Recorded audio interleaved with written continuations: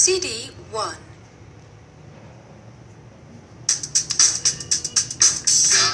Gotcha. Traveller B1 Plus by H.Q. Mitchell. Published and copyright MM Publications, 2008. CD 2. Module 1A. You will hear people talking in 6 different situations. For questions 1 to 6, choose the best answer, A, B, or C.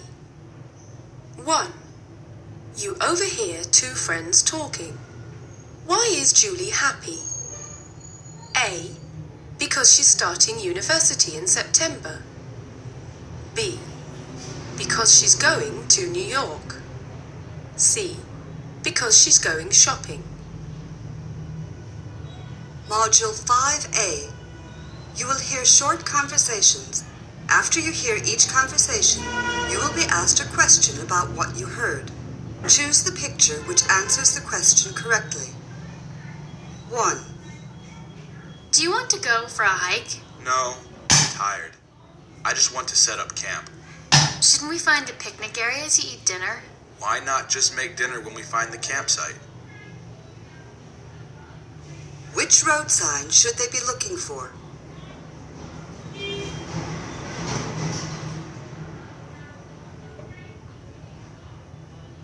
2. Did you have fun windsurfing? Actually, we went to the lake, so we couldn't really windsurf. I see. What about water skiing? Nah, it was a pretty boring trip. We just swam and relaxed. What activity did the man do on his trip?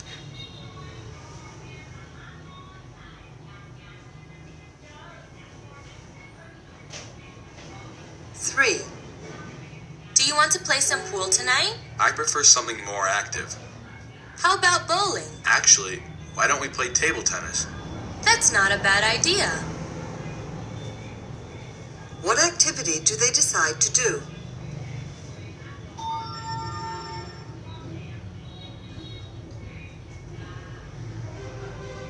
4.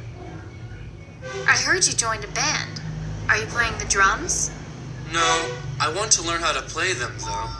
So, what do you play then? The guitar? Nope, I play the sax. What instrument does the boy want to learn to play?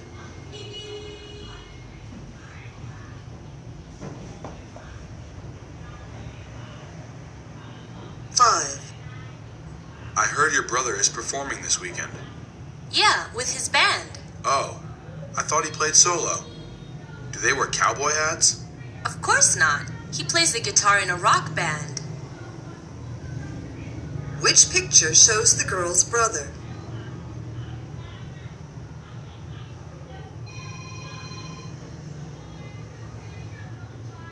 6. I bet you got really good at hockey when you were on vacation in Aspen. Actually, I'm terrible on the ice. So I suppose ice skating was out too? You got it. I spent the whole trip on my skis. What sport does the woman believe the man got really good at?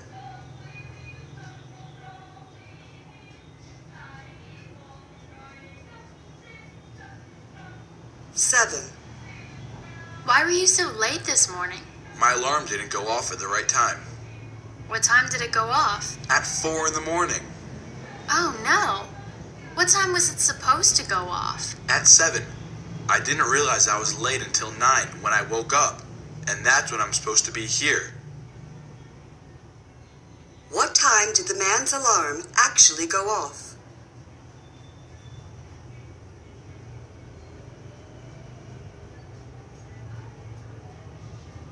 8. Did you see the grocery list Mom left for us? Yeah. What do we need again? Milk and bread? We also need some apples. You know, I don't really like apples. Why don't we get bananas instead? No, I think Mom wants them to make a pie. Which is the correct grocery list?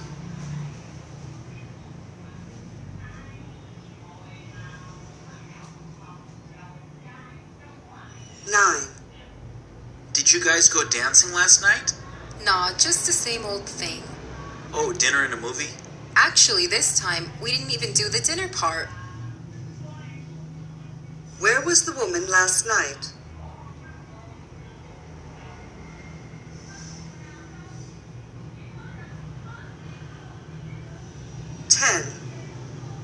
I can't believe you got to go to the circus. Did you see any clowns? Of course I did.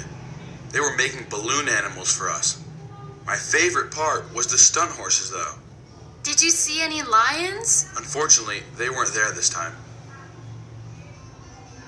What did the boy enjoy most at the circus?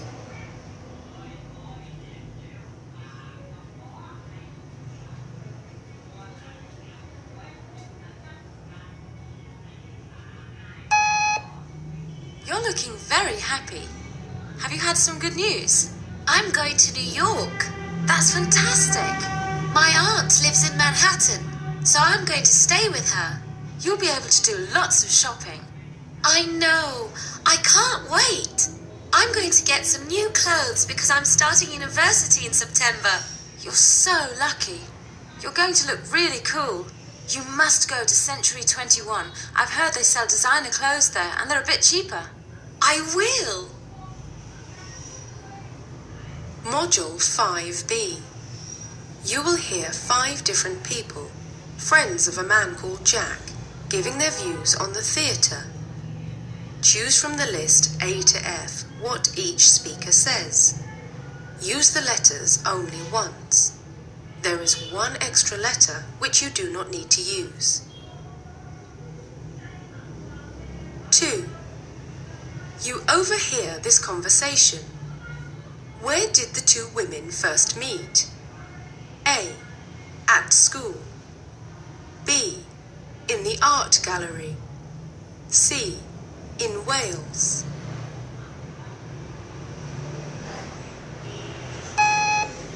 Speaker 1. Jack and I work together in London. I'm his boss, actually, but we often socialise after work. He once invited me to go with him to the National Theatre. A production of Euripides. The Bacchae, I think it was. Classical Greek drama. I wasn't sure at first, but was carried away by the performance. I live in Aldershot, about 50 minutes from London by train. Fortunately, the National Theatre is only 2 minutes from Waterloo Station, so it is quite possible after work to get a bite to eat in one of the reasonably priced restaurants there, see a play, and still get back home to say hi to my husband before midnight. Speaker 2. Jack has often tried to get me to go with him to the theatre. He once got me a ticket to see a production of Stephen Sondheim's Sweeney Todd at the National Theatre. I'm afraid to say I didn't turn up. I'm sure I really wouldn't have enjoyed it. The thought of sitting through a musical, well, it leaves me cold. Maybe it is about where I'm from, but the idea of people suddenly bursting into song on stage is just, well, silly. I just could not take it all seriously. You know what I mean, don't you? I would go to the opera, though. Now that's more like the real thing. That's proper culture, isn't it? Speaker 3. My cousin Jack invited me to the National Theatre, and I was impressed. The theatre complex on the South Bank is a whole new entertainment experience. In summer, there are always theatrical events outside by the river. Throughout the year, there is live music, jazz or a string quartet in the foyers, great bars and restaurants. The shows are, of course, first class. You get to see some of the biggest names in the business. You know, your Kevin Spaceys and Nicole Kidmans. Jack somehow always manages to get the best seats in the house for a tenner. Best value night out in London, I'd say. No, the world. Speaker 4. I must admit I was very sceptical and reluctant to go at first, especially to go to see a musical. Coming from up north has a lot to do with it, perhaps. But Jack was a friend, so I suppose I went along at first so as not to disappoint him, to please him, if you see what I mean. Jack can be very persistent when he has an idea in his head to do something. However, the first performance we saw was excellent. The acting, the singing, the set and design all quite superb. Well, that was 15 years ago, and we're still going to the National on a regular basis. I suppose I have a lot to thank him for now, come to think of it. Speaker 5. Dear Boy Theatre. Jack, dear boy. Yes, the Greek greats. Sophocles, Euripides, plus Shakespeare, Beckett and Wilde, of course. Great stuff. Did a little of the old acting lark myself in my Oxford days. Yes, Jack and I would often spend a pleasant evening at the National Theatre. Yes, an enthusiastic lad is our Jack, much appreciated. Thing is, that was before I settled down with the little woman. I'd love to see more theatre, but have more responsibilities these days. When you have a wife and 2 kids to think of, you don't have so much spare time, do you? Don't seem to get the opportunity, unfortunately. It's a hard life.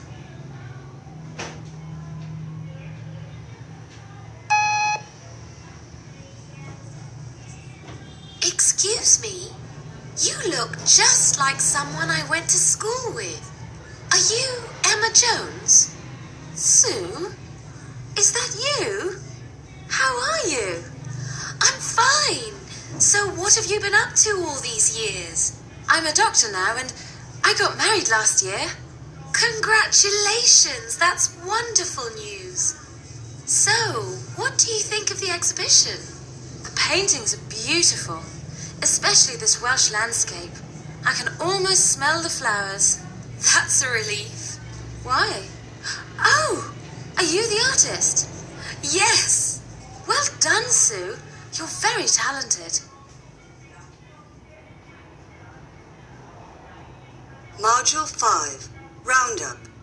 You will hear short conversations. After you hear each conversation, you will be asked a question about what you heard. Choose the picture which answers the question correctly. 1. What did you do last night? My family had a cookout. Oh, that sounds like fun. Did you cook the food over a fire? No, we grilled on the new barbecue pit that my dad had bought. Did your mom do all the cooking? No, actually. My dad was the chef for once. Which picture shows the correct cookout?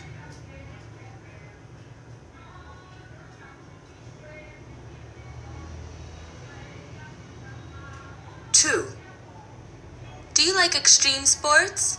Sure. Why? My sister wants me to go bungee jumping with her. I don't know if I should. Oh, do it. It's so much fun. But it's not as exciting as skydiving. Oh gosh, I could never jump out of a plane. The most exciting thing I've done is rock climbing. That's okay, I guess. I like the feeling of flying through the air, though. Which sport might the girl try?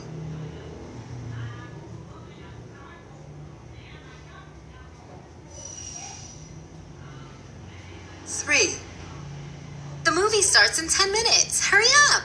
I thought it started at 8:30. I told you before, all movies start on the hour. It starts at 8 sharp. We'll never make it. Let's just go to the later showing. No way. That doesn't start until midnight. What time does the movie start?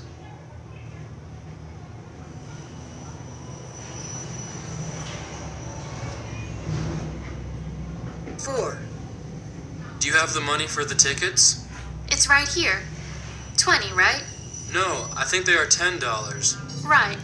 10 each, but 20 altogether. Oh, of course.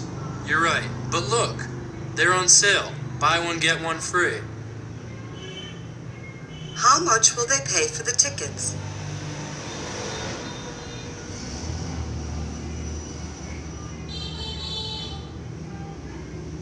5. Where are we sitting? It looks like we can choose. How about right in front of the stage? Oh no, I don't like being that close. Here are some nice aisle seats. Yes, but they're too far away. What about these ones in the middle? I suppose they'll have to do. Where will they be sitting in the theater?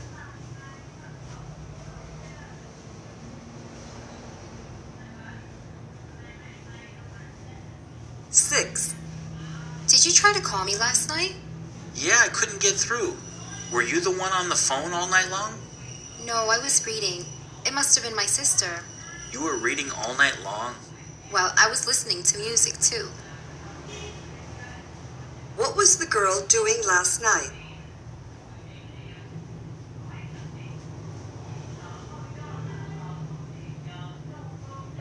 Seven. Let's go to a concert tonight. What do you want to hear? How about a jazz concert? I'd prefer something quieter. Why not a piano recital? That's boring, but I guess it's better than the opera. Where would the boy prefer to go?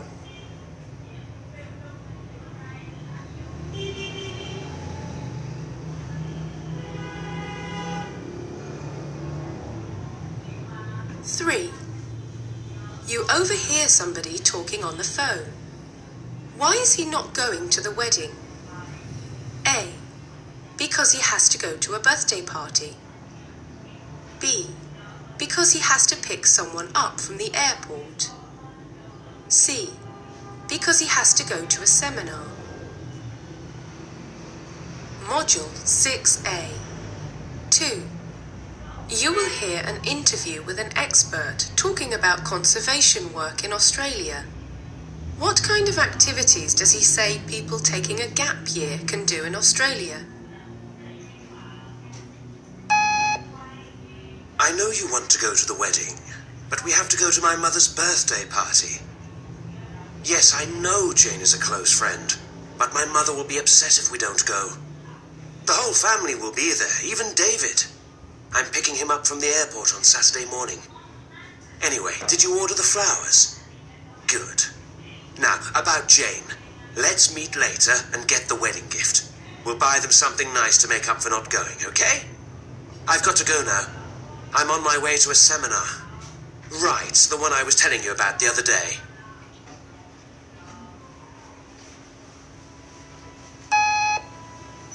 Please welcome Dr. David Murphy, a conservationist who has set up a company which organizes gap year experiences in Australia.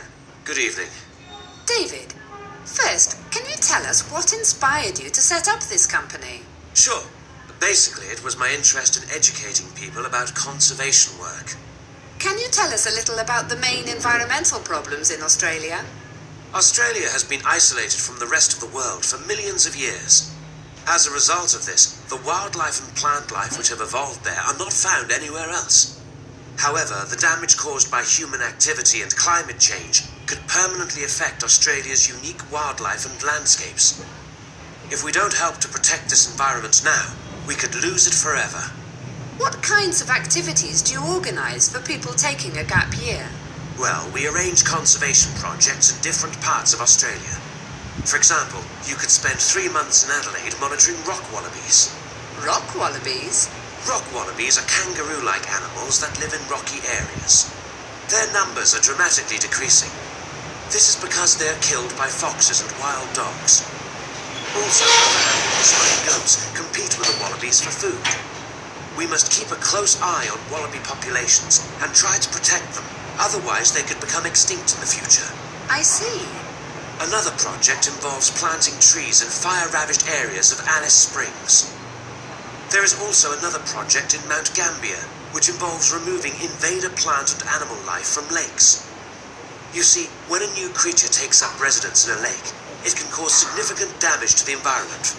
For example, it may compete for food or prey on local fish or plants. There is a huge variety of activities available. Ultimately, it's up to you where you want to go and what you want to do. Do you need any specialist skills or knowledge to take part in these projects? Just common sense and loads of enthusiasm. All training is given beforehand, especially in safety methods. We need people who are good team players and are interested in saving the environment. And what about leisure activities? Of course, it's not all work. Volunteers have plenty of free time to enjoy all the amazing sights Australia has to offer. We try to combine leisure activities with environmental education.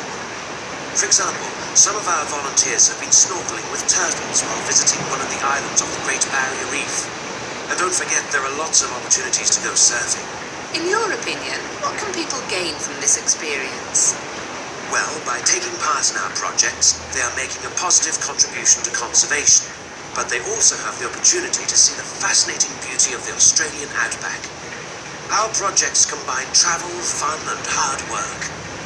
It is a rewarding experience which can lead to personal growth as it gives ordinary people a chance to learn about the environment and to take part in saving the planet. Who do you think this would appeal to? We've had people from all walks of life taking part. Students taking a year out before going to university, people taking a career break, and we've also had a few retired people. Basically, if you want the chance to get out in the fresh air, meet some new people, and do something exciting, then this is for you. So far, what are the results of the volunteer work? We've seen over 1 million trees replanted in the last 5 years. 60 kilometers of protective fencing has been put up in areas where wildlife is under threat. Over 300 wildlife surveys have been completed. So, as you can see, this work is having visible results. Dr. David Murphy, thank you for being with us in the studio this afternoon. And 4. You hear a conversation between two friends. How did Alex break his leg? A. Playing football. B. Snorkeling. C. Snowboarding. Module 6B. 2.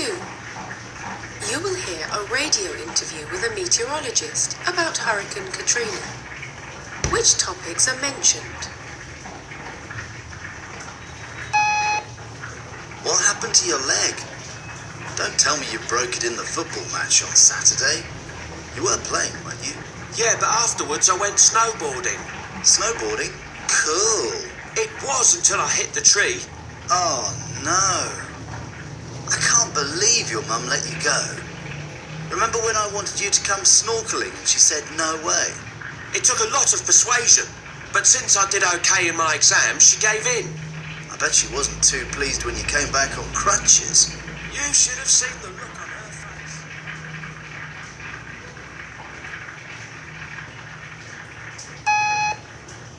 Hurricane Katrina was one of the 5 deadliest hurricanes in the history of the United States.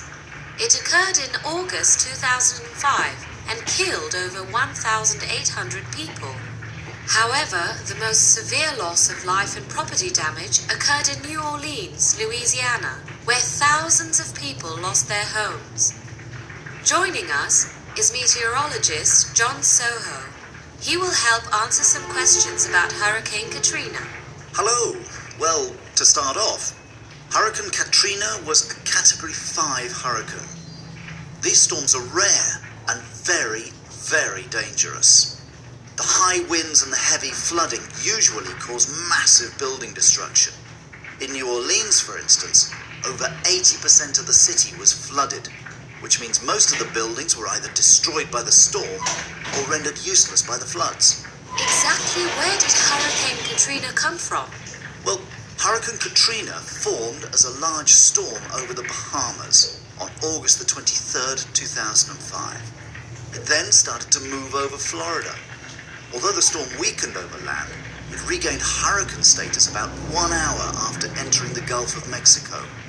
On August the 29th, Katrina hit land again, this time in Louisiana, before moving north and weakening. Weren't there any preparations made for the hurricane? Well, yes, people were forced to evacuate in parts of Florida, Mississippi, and Alabama. People were also forced to evacuate New Orleans. However, in spite of the evacuation, many people could not leave town. Those that did not leave the city were sheltered in public places like football stadiums, where they were provided with food and water. Also, the Coast Guard was prepared for help and rescue with planes and boats. Exactly how much damage did this hurricane cause? Well, that's a good question. It caused damage in a number of different ways.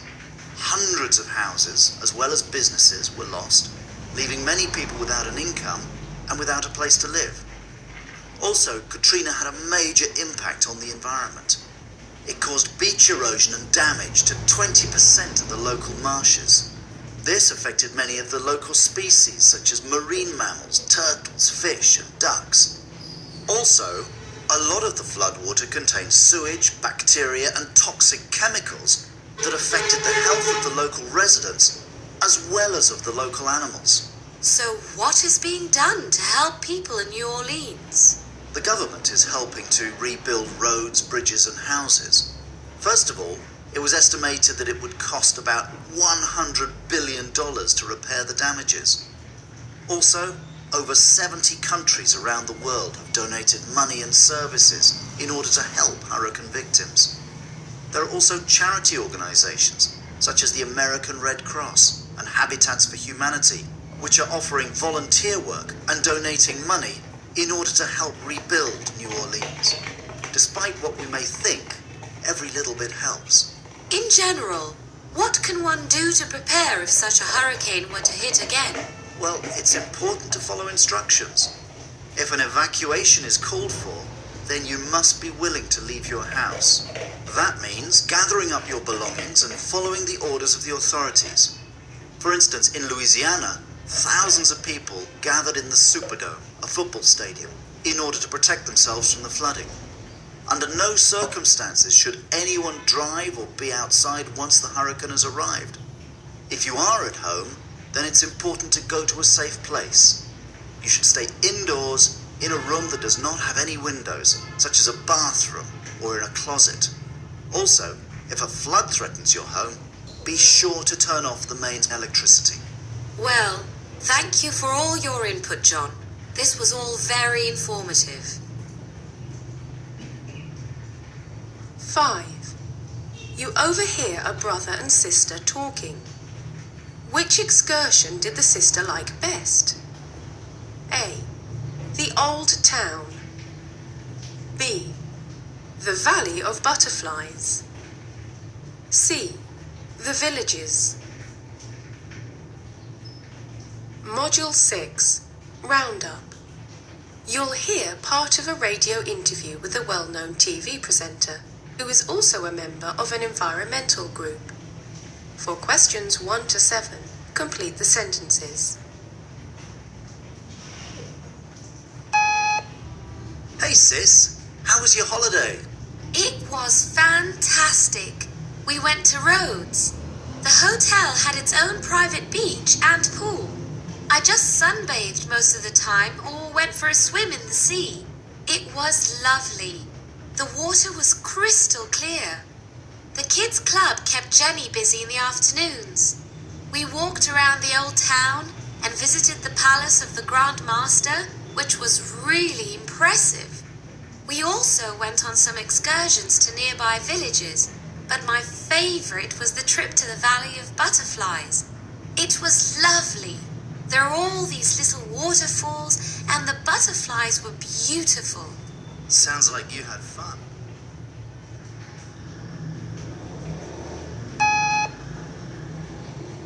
Today we're talking about different ways to reduce your carbon footprint and in so doing help the environment.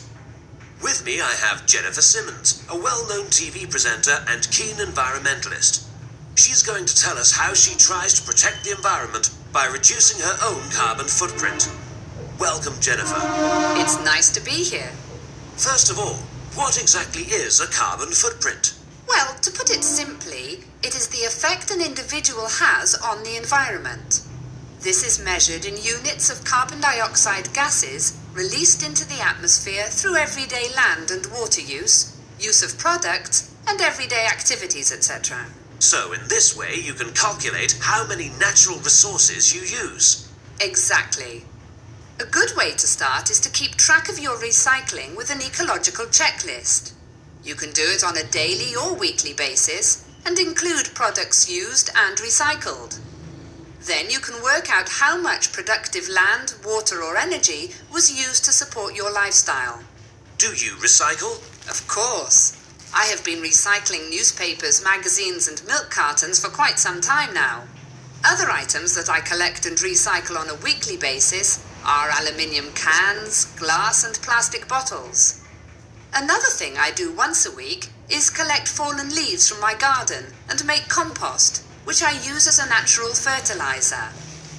There is no need for chemical fertilizers which harm the environment. I also collect rainwater to water my plants, and I grow my own tomatoes. Are you a vegetarian? No, I eat meat 3 times per week, preferably white meat, such as fish or poultry, which is produced locally. I avoid buying imported goods because they are transported using planes, trains, lorries, etc., and they all pollute the environment. That's true. I'd never thought of that. Aeroplanes are especially bad, aren't they? Yes, they are. Actually, some people believe that frequent air travellers should arrange to have trees planted according to the number of kilometres they fly. And of course, on an everyday basis, people should use practical, environmentally friendly forms of travel. By that I mean having a carpooling scheme when commuting by car, or even better still, using public transport. Also, we can walk or cycle more regularly. It's good for our health. What about chemical detergents? They're harmful to the environment, aren't they? They certainly are. I try to avoid using strong chemical detergents to clean the flat.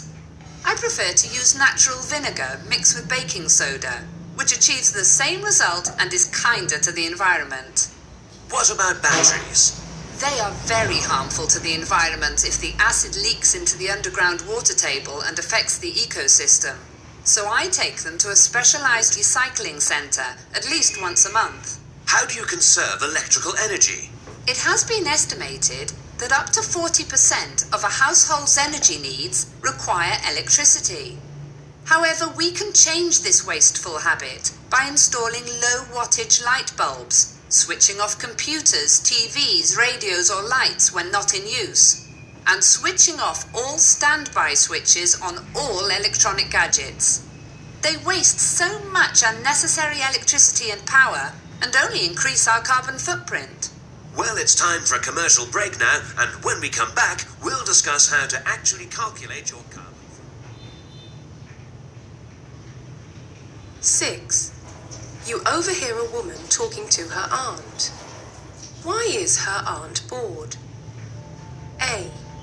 Because she's doing an art history course. B. Because she's retired. C. Because she's tired of working. Module 7A. You will hear 5 different people giving their views on dreams. Choose from the list A to F the statement that each speaker would most agree with. Use the letters only once. There is one extra letter which you do not need to use. It looks delicious, Aunt Mary. You really shouldn't have gone to all this trouble. That's all right, dear. It gives me something to do. Since I stopped working, I'm so lonely and bored. I spend most of my time watching TV or peering out the window at the neighbours. Why don't you do a course? Is there anything you're interested in? I don't know. You like art, so why not do an art history course? I don't know. What would that involve? Tell you what, I'll find out. All right, dear.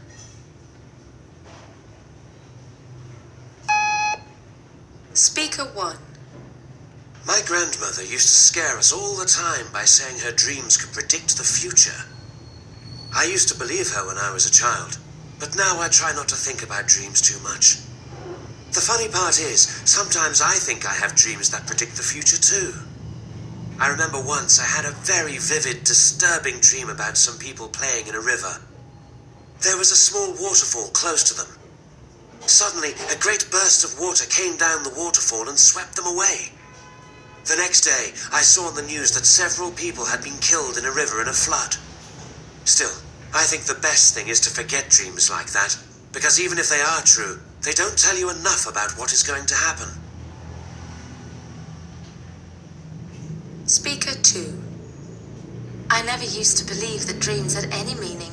I'm a scientist, a biologist, and I believe in what I can see and observe. But recently I had a very surprising dream, and I made a discovery as a result. Let me explain. In my lab, I've been trying to find the gene that causes a heart defect in mice. I'd noticed that when some mice were born, they had really small ears. But I didn't think that was important, so I ignored it. Then one night I dreamt that I was at a funeral with all of my family. The strange part was, we all had very small ears. I was quite puzzled when I woke up, and I tried to figure out why I had dreamt that. A few days later, I realized that the gene that causes the small ears in the mice was also the one that caused the heart defect. Speaker 3. I think dreams are interesting because they tell us things about people that we can't find out any other way. We all have something that we want to hide, even from ourselves, but when we dream, those secrets are revealed. That's why I like to use dreams in my novels. For example, there's this woman called Sheila who has a very normal, ordinary life. She goes to work, drives her kids to school, keeps her house tidy, has hobbies. There's nothing unusual about her at all. But she has dark dreams where she breaks into the neighbor's house, steals things, leaves traps for them. Through her dreams, we see she has a whole side to her that we would never guess at. Speaker 4. Once I dreamt that there was a baby bird in our garden, and it was flying around close to the house. My sister and I tried to catch it, but it would fly away, and we would spend a long time looking for it. Then we would see it again. Finally, I caught it, and I realized it didn't look at all like a normal bird. It wasn't actually alive. It was a fake, made out of rubber or something. Then I woke up. I was confused by this dream, but I'm trying hard to figure it out because I think dreams can tell us how to live our lives. I think the bird represents someone in my life who is going to betray me because when I caught it, I saw that the bird wasn't what it appeared to be. I wonder who it is. Speaker 5. My friends drive me crazy by talking about their dreams for hours and trying to find out what they mean. They insist that everything they dream has some deep meaning. Actually, scientists have figured out that dreams are usually caused by our most ordinary experiences. For example, if you watch a music video, you might see the musician in a dream a few days later. Or, if you put some fruit in a glass bowl, you might dream you are wearing the glass bowl on your head. The reason for this seems to be that dreams are made out of recent memories. Most likely, your dreams have nothing to do with your deepest thoughts and experiences, but just the things you do every day.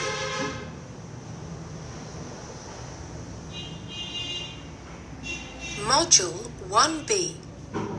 You will hear an interview with a worker from a telephone helpline.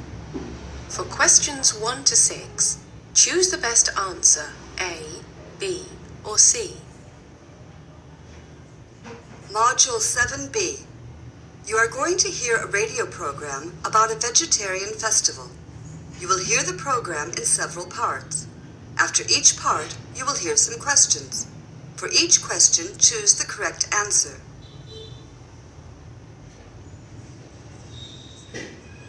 Hello, this is Dr. John Q, and you're listening to 98.2 Fitness Radio. I'm here reporting live from the 10th Annual Vegetarian Festival. Now, I'm not a vegetarian, but I love coming here. There is so much to see. There are vegetarian chefs from around the country preparing fresh meals. There are vegetarian nutritionists explaining how to eat right, and even vegetarian clothing designers. Now, I'm here with Maria, a vegetarian who has been coming to the festival for years now. Maria, tell us a little bit about yourself. Hello, John. Well, I became a vegetarian about 7 years ago. I was eating too much red meat and foods high in fat, and my doctor told me to be careful. So I decided to become a vegetarian. It was hard at first, but now I love it. I realize I can eat healthily and still enjoy my food. I love coming here and hearing about new recipes, as well as getting advice from nutritionists on how to have a balanced meal. 1. Which of the following can you find at the vegetarian festival?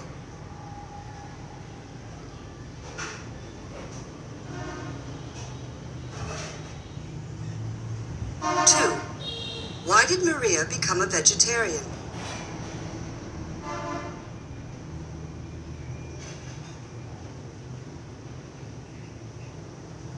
3. Why does Maria go to the vegetarian festival?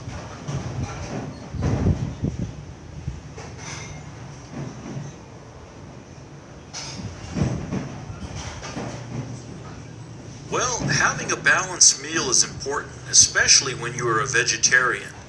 When you cut out meat from your diet, you lose a significant source of protein. Many vegetarians do not get enough protein. That is why many people come and see Ms. Elizabeth Herring, a vegetarian nutritionist who offers her nutritional counseling to many vegetarians seeking to eat right. Hello, Elizabeth, you're on the air. Hello, John, and everyone listening. Yes, I am a nutritionist, but I am a vegetarian as well, which has helped me put together various nutritious, delicious meals out of my own experience. I am here every year offering nutrition tips and advertising my services. I'm a private nutritional advisor to many vegetarians who want to eat right. My aim is to help vegetarians eat balanced meals. When you cut out meat from your diet, it's important to find other sources of protein and to incorporate those into every meal. For instance, beans, lentils, chickpeas are an important source of protein, as well as tofu, which is a soybean-based product. Also, milk, eggs, and cheese are a must. Plus, there are proteins found in vegetables, such as cabbage, spinach, tomatoes, broccoli, and even eggplant. I would also suggest taking a daily multivitamin as a supplement. Everyone must remember to make careful food choices. You have to be an informed vegetarian, and you should consult your doctor first to see if vegetarianism is right for you. 4. What is Elizabeth Herring doing at the vegetarian festival?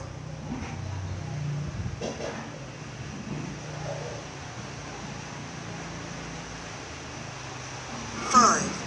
Which of the following is not a source of protein?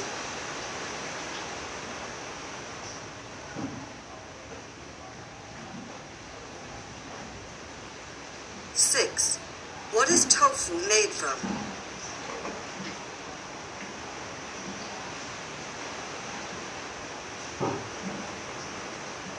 7. What does Ms. Herring suggest vegetarians do to supplement their diet?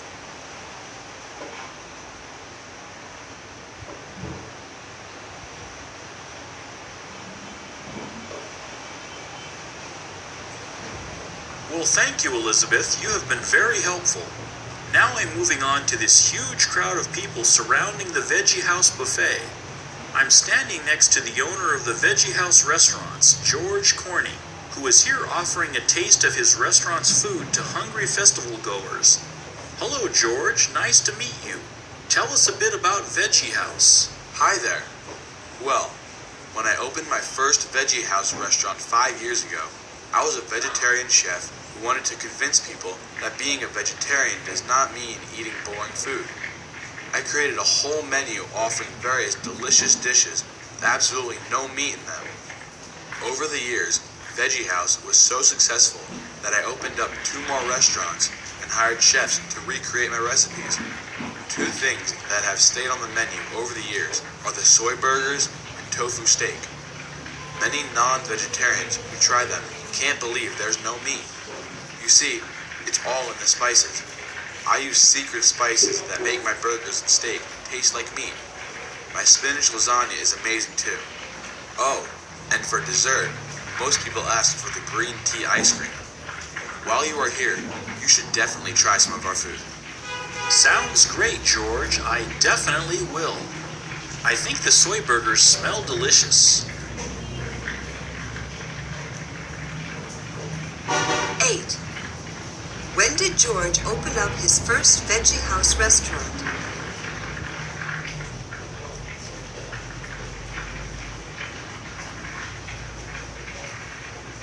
9.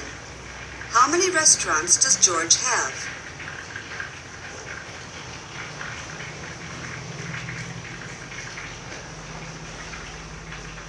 10. What does George use to make his burgers and steak taste like meat?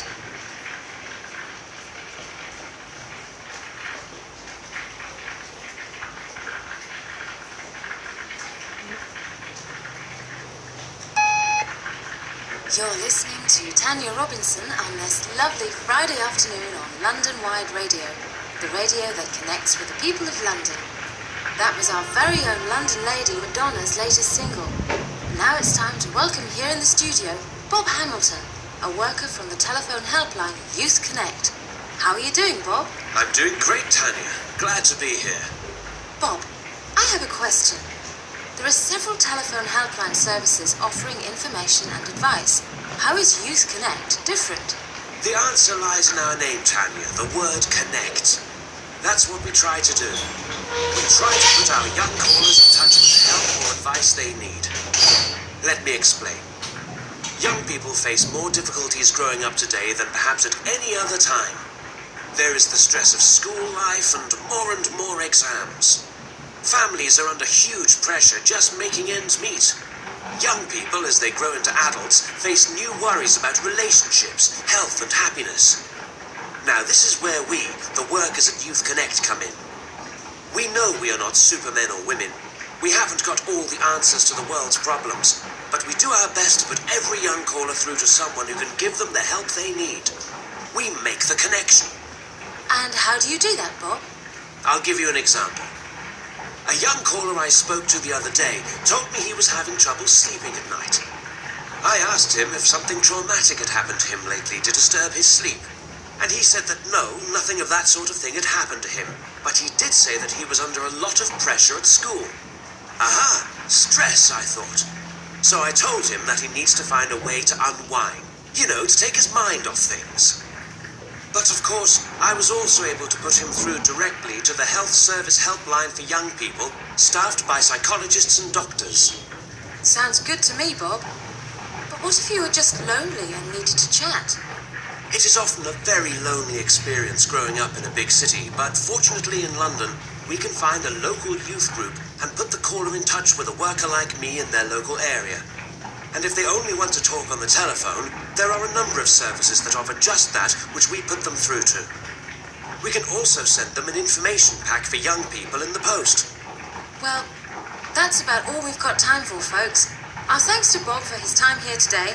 And just to remind our listeners, if you have any views or opinions on Youth Connect, you can send your comments and also get more information. Module 7. Roundup. You will hear 5 people talking about fitness programs they are on. Choose from the list A to F what aspect of fitness each speaker wanted to focus on. Use the letters only once. There is one letter you do not need to use. Module 1 Roundup. You will hear people talking in 6 different situations. For questions 1 to 6, choose the best answer, A, B, or C. 1. You overhear 2 friends talking. Where do they decide to go out tonight? A. To a club. B. To a party. C. To a concert. Speaker 1. I learned to play tennis when I was at school, but I was never really very good. I had always enjoyed the game though. So last year I decided to take it up again. I have a lesson a week and play matches as often as I can. My tennis teacher told me that my biggest problem was that I was very slow at getting to the ball. I have practiced a lot, and now I am much faster across the court. My teacher has helped me to improve this aspect of my game a lot. Speaker 2. 2 years ago, I had a very bad car accident, and I was in hospital for months. I had broken both my legs, and this left me with very stiff knee and hip joints. I couldn't bend my knees properly anymore, and walking for long periods was painful. A friend suggested I try yoga, and it has had an amazing effect. I can now bend and stretch farther than I could before the accident. Speaker 3. When my doctor told me I was far too overweight for my height, I knew I had to do something about it. He put me on a diet and gave me an exercise program which involves walking, running and swimming at least 3 times a week. I have lost about 10% body fat and I look and feel much better. I should have done this years ago. Speaker 4. I go to a gym 4 times a week mainly to do a lot of weight training. This involves lifting heavy weights and building up muscle. I remember a few years ago I couldn't even lift a bag of sugar, and now I bench around 80 kilos. I usually go with a group of friends, and we have a lot of fun. Most of the girls think we look pretty cool. I like how I look, and that I am so strong. I would like to take part in a bodybuilding competition, so I will probably start going to the gym 5 times a week. Speaker 5. My job in a large company is very demanding. I work long hours and have to deal with a lot of stress. I also have 2 small children, and home life is nearly as stressful as work. I don't have much time for sports, so when our company introduced a stress management program for busy managers, I just jumped at the chance. It is a mix of yoga and meditation. I found it really has helped, and I am much calmer than I was before.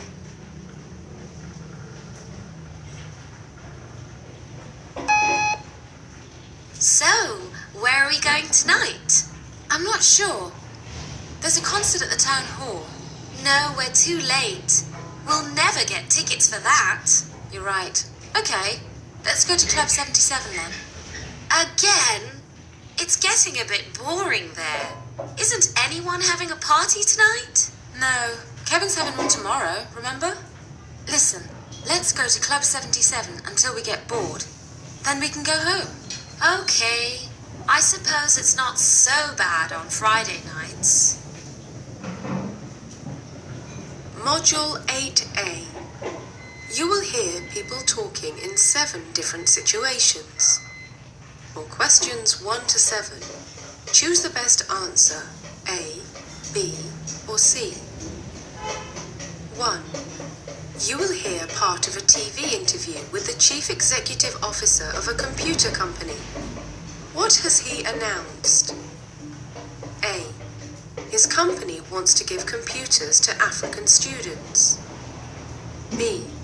His company wants to spend more money on research. C. His company will help every teenager in Africa attend secondary school. 2. You hear a message left on an answering machine. Who is the woman calling? A. A mechanic. B. Her boss. C. Her colleague. This is Brian Hannigan, and you're watching World Business Today on KNN. Here with me in the studio is Linus Orr Earwig, CEO of the global media and computer giant ITM. Welcome to the program, Linus. Glad to be here, Brian. Now, I believe today you have just announced a new project for Africa. We have indeed. The idea is simple. By the end of the next decade, we at ITM hope to have a computer available to every teenager attending a secondary school in Africa. Now, of course, we are also spending money on basic infrastructure. Hello, it's Mandy here. Mandy Evans. I'm really sorry, but my car has broken down. It's a real pain. It's at the garage, and it's going to take a few days to fix. I feel really bad. I mean, it's my first week working there, and this happens. I tried to call Mr. Ford, but there was no answer. Could you give him a message? Tell him I can't come today, but I'll find a way to get there tomorrow. Thanks a lot. See you tomorrow. 2. You hear a woman talking about life in the city and life in the countryside. How does the woman feel? A. She regrets leaving Peckham. B. She really misses life in the city. C. She prefers life in the countryside. 3. You hear a message on an answering machine. Why was the date of Molly's surprise party changed? A. Catherine's flat was flooded. B. Molly found out about the surprise. C. Molly will be away on business. You know, I left Peckham and South London 10 years ago to live in the countryside in Cornwall in the southwest. And no, I've had no regrets, not 1 minute. It's not that I dislike Peckham or London, far from it. I really enjoy my visits from time to time. But it's a big city, and I'd had enough of city life. The hassle, the pollution, the noise, the traffic, not to mention the cost of everything. My little cottage and garden here cost me 1/10 of what I would have to pay for a flat in London.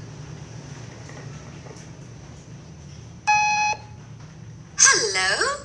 I thought I'd give you a call to discuss Molly's surprise party, but it looks like I missed you. Anyway, I just wanted to tell you that Sarah and I have decided to change the date of the party from Saturday the 18th to Friday the 10th. Molly's going to a conference on the 16th, you see. Also, we have to choose a new place for the party because Catherine's flat was flooded last night. A pipe burst in her bathroom, poor thing. Please give me a call when you get this message. Thanks. 3.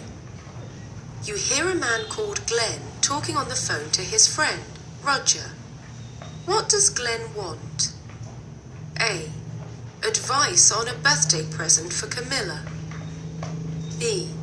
Advice on how to get to the West End. C. Advice on what to wear to a party. 4. You overhear a man talking on the phone.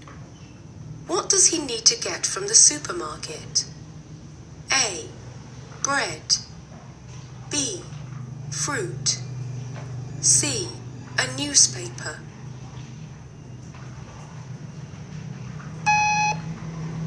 Roger, it's me, Glenn. Are we still on for meeting later? Good. Just didn't want to make it all the way to the West End and then find out that you're not there. Now look, I need your advice about what to get for Camilla's birthday on Saturday. No, not for her, stupid. I've got her present. It's for me. What am I going to wear? There's a sale on at Topshop in Oxford Street. A pair of designer jeans and a Junior Gaultier t-shirt, perhaps? Or is that too casual?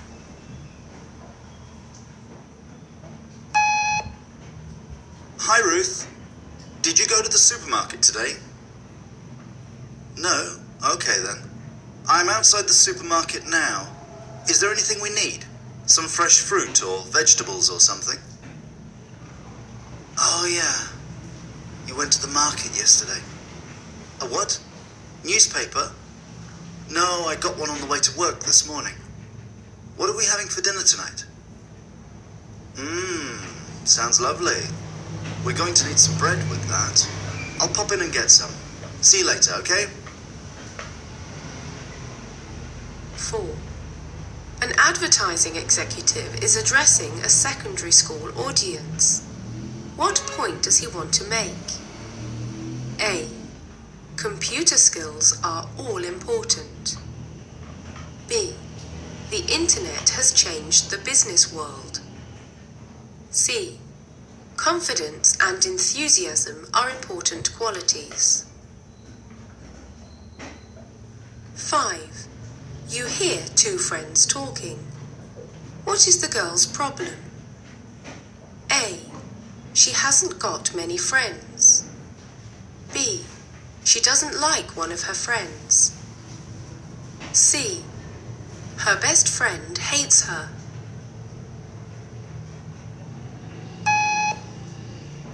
Thank you, Headmaster, for inviting me here to address students on the topic, A Career in Modern Advertising. In the distant past, when I graduated in media studies from Sussex University, the industry was very different. I'm sure it must be difficult for you all to imagine a world without mobile phones, without laptop computers or the internet. Computer skills are important, But when today we choose our staff teams, there are two words I want you to consider: initiative and enthusiasm. The first is about confidence. The second is about showing a real interest in the work. Hey, Emma, you look down. What's up? I've got friend problems. What? But you've got loads of friends. No, it's not that. It's Jenny. Is that the girl from your Spanish class? Yeah, that's right. What's wrong? She seemed really nice. You think? I'm not so sure. She was all right in the beginning, but now... She's starting to get on your nerves. Yeah, and she keeps ringing me up. I don't want to hurt her feelings, but I don't think I want to hang out with her anymore. That's a tough one. 5. Listen to a young woman talking about how she met her partner, James. When did they first meet? A. While boarding the Super Jumbo A380. B. When James fell over. C. At a dinner in Hong Kong. 6. You hear an actress talking on the phone about her audition. How does she feel about it? A. She's convinced she got the part in the film. B. She thinks she may get the part. C. She's convinced she didn't get the part. James and I were travelling on board a Super Jumbo A380 from London to Hong Kong. We both have business interests in both parts of the world, and we have to do a lot of travelling back and forth. But we had never, shall I say, bumped into each other before. I had just started dinner when the captain announced that we should fasten our seatbelts due to some air turbulence. Well, at that moment, James was passing in the aisle, and the plane jumped ever so slightly, but enough to send him crashing into me and dinner. He was terribly apologetic, poor thing. Anyway, when we were disembarking, he came over to apologise again. And, well, that was 5 years ago, and we are still together. A match made near heaven, I suppose you could say. I can't even tell you how nervous I was. I couldn't even sleep last night. My heart was pounding so loudly when I walked into the audition room, I was convinced that they could hear it. Anyway, I managed to get through the monologue, and the director smiled at me when I finished. I think that's a good sign. They asked me why I wanted the part, and I told them that it's been a lifelong dream of mine to play the lead role in a feature film. Now I have to go home and wait for them to call. That's the most nerve-wracking part. 6. You will hear part of a radio interview with Gareth Fay, a leading London fashion designer. What does Gareth agree with DJ Tony about? A. Skirts and dresses should be shorter. B. Miniskirts are best. C. The economy affects fashion styles. Module 2A. You will hear short conversations. After you hear each conversation, you will be asked a question about what you heard. Choose the picture which answers the question correctly. 1. Did you have a good time at the lake? Yeah, it was okay. We took the dog for a walk and did a lot of fishing. Then what's the problem? We weren't allowed to swim. What sign did the man see at the lake?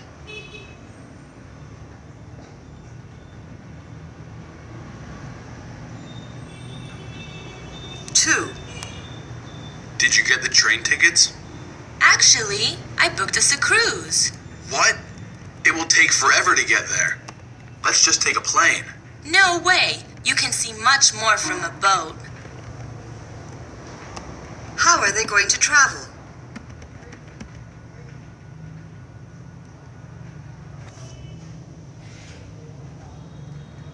3. Did you just get back from summer camp? Yup, I had a blast. We swam every day. What about sailing and rock climbing? I did some sailing too. Unfortunately, it wasn't possible to do any rock climbing. What didn't the boy do at summer camp?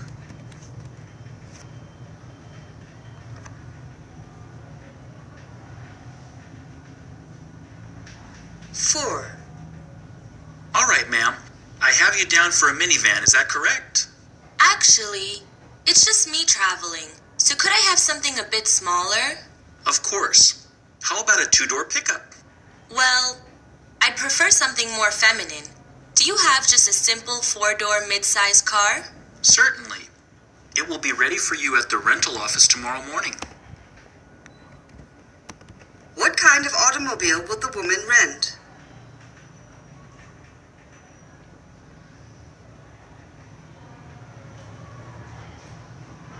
Five. What did you do for the 4th of July? My sister and I watched a fireworks display. Oh, your whole family wasn't there? No, they stayed inside. What did the boy do?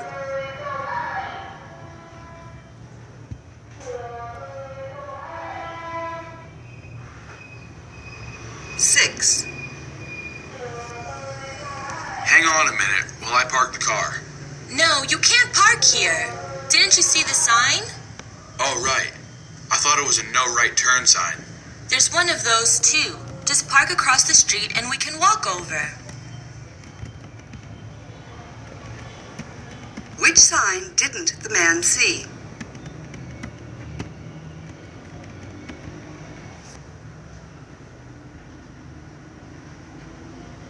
Seven. What are you going to dress up as for Halloween? I think I'll go as a ghost. That's boring. You should go as Frankenstein or Dracula. They're much more scary. No, I already decided. What is the boy going to dress up as?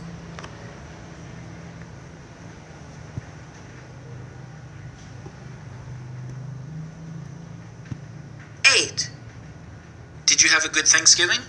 Oh yes, we had lots of good food. Turkey and pumpkin pie, of course. Didn't you have corn as well? No, not this year. What wasn't served for Thanksgiving dinner?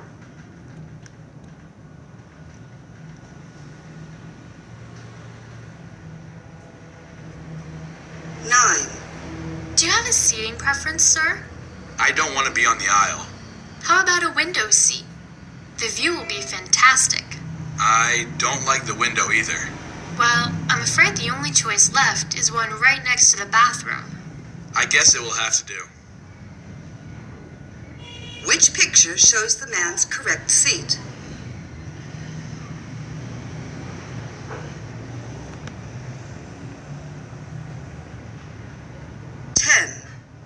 What time can you pick me up tomorrow? How about around noon? Actually, do you mind coming about a half hour later? I don't want to get there before 1. What time will he pick her up?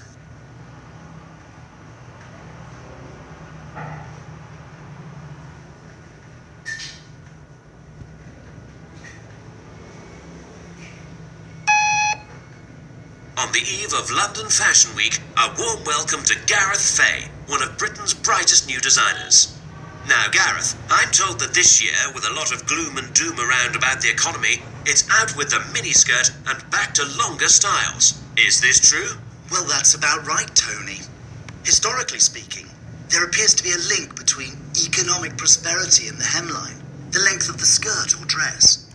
They were getting shorter in the booming 1920s, and then came hard times and the Great Depression, and down hemlines went. The prosperous 1960s saw the mini, as you say. So it is interesting to note that today, the current trends are all definitely downwards. Module 2B. 2. Listen to an interview with a woman who has just come back from a trekking holiday in Patagonia. Check your predictions. 7. You overhear a woman talking to a friend who works in a coffee bar in London. What is the woman's main concern? A. How different London is from South Wales. B. How how expensive lemonade is in London. C. How difficult it is to get by in London.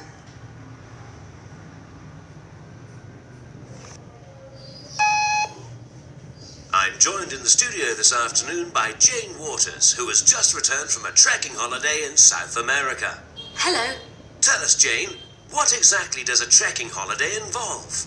I suppose trekking can be best described as walking for enjoyment. And where exactly did you go? I went to the Patagonian steppe.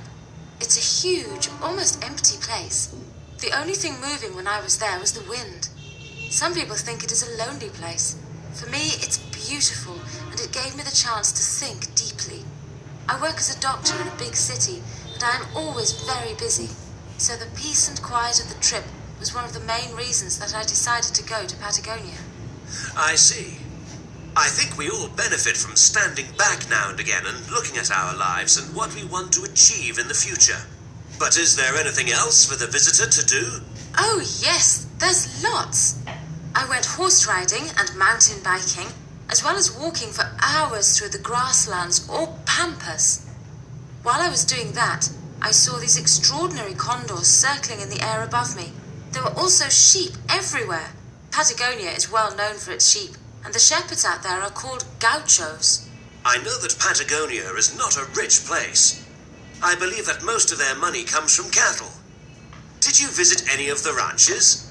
Sure, though they call them estancias. Nowadays, increasing numbers of people are coming to Patagonia, and the estancias are becoming tourist attractions. Fortunately, I made friends with Anna, a local school teacher, who invited me to her family's traditional estancia in a lovely valley, a few 100 kilometers from the town of Baliozzi. That was very nice. What about the local food? Did you try it? Yes, it was truly delicious. For the main meal of the day, we would have grilled lamb, or asado as they call it, with a special sauce called chimichurri, green salad, fresh bread and sparkling spring water. Anna's uncle is a gaucho, and he told us about the old days when he used to be all alone on the ranch and wouldn't see another human being for days. You know, those ranches are incredibly big. He described having to walk 20 kilometers between two sheep barns on a typical day. That sounds like a completely different lifestyle. What about your trekking? Did you explore the mountains? I certainly did. I went to the Los Glaciares National Park. It got colder and colder as I trekked through the mountains with a small group of German tourists, but it was well worth it. Probably the best thing about the whole trip was when, all of a sudden, I saw some pink flamingos down by a sparkling lake. It was nearly sunset. It was breathtaking to be part of nature like that. We were going to go sailing on one of the lakes too, but unfortunately something went wrong, and that was cancelled. That sounds like a unique experience. What about pumas? Did you see any of those incredibly fast and athletic animals? Well, I heard plenty of stories about pumas, but unfortunately I didn't actually see any. But in 4 or 5 years, when my children are old enough to come with me, I shall definitely return to South America, and who knows what I will see. Thank you for sharing your experience with us. Please come back onto the program after your next trip.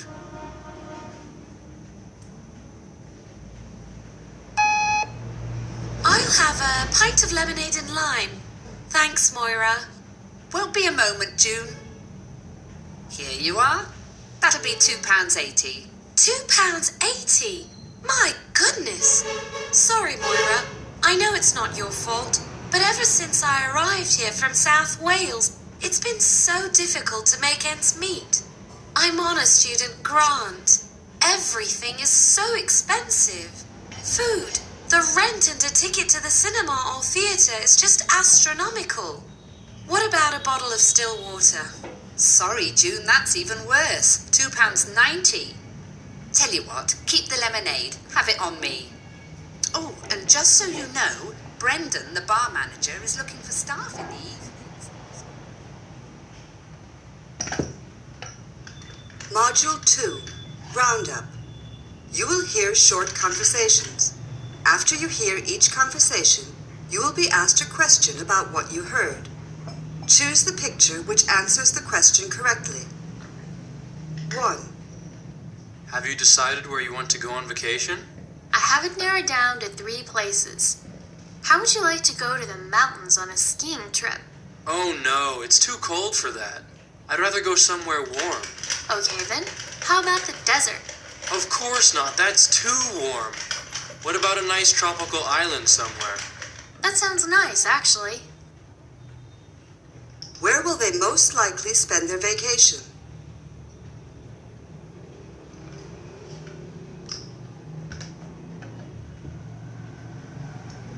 Two.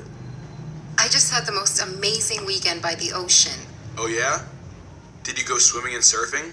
I did go swimming, of course, but I didn't surf. I sunbathed on the beach a lot. That sounds relaxing. What didn't the girl do?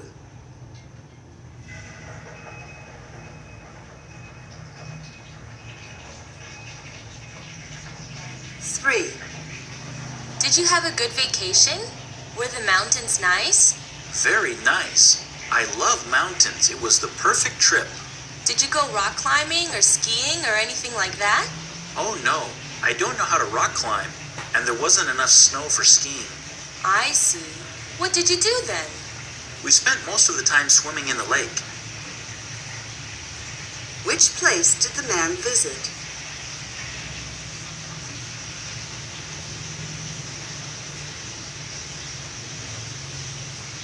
Four. There's so much to do at the resort. I don't know what to do first. What about water skiing? No, I'm too scared to do that. I just want to lay in the sun. That's boring.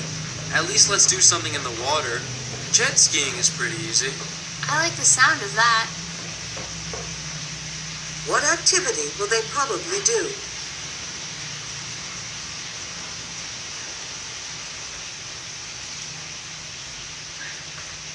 Five. When are we going to leave for the airport?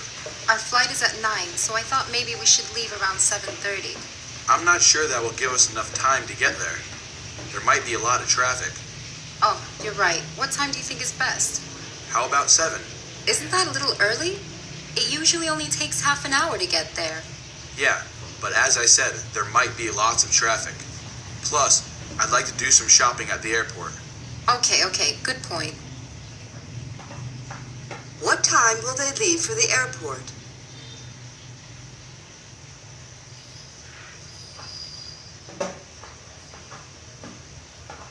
Six. How do I get to your house from here? Go straight along Maple Street until you come to the bank on your right on the corner. Turn left onto Main Street. Is that your house across the street from the bank? No, go up Main Street, past the park. Make a right on Villa Road. I am on the corner. Which picture is correct?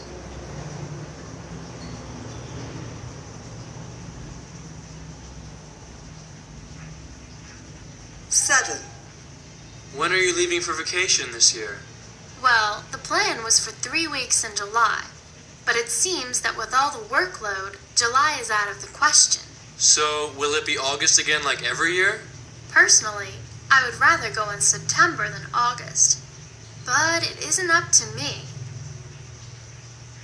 When will the woman probably go on vacation?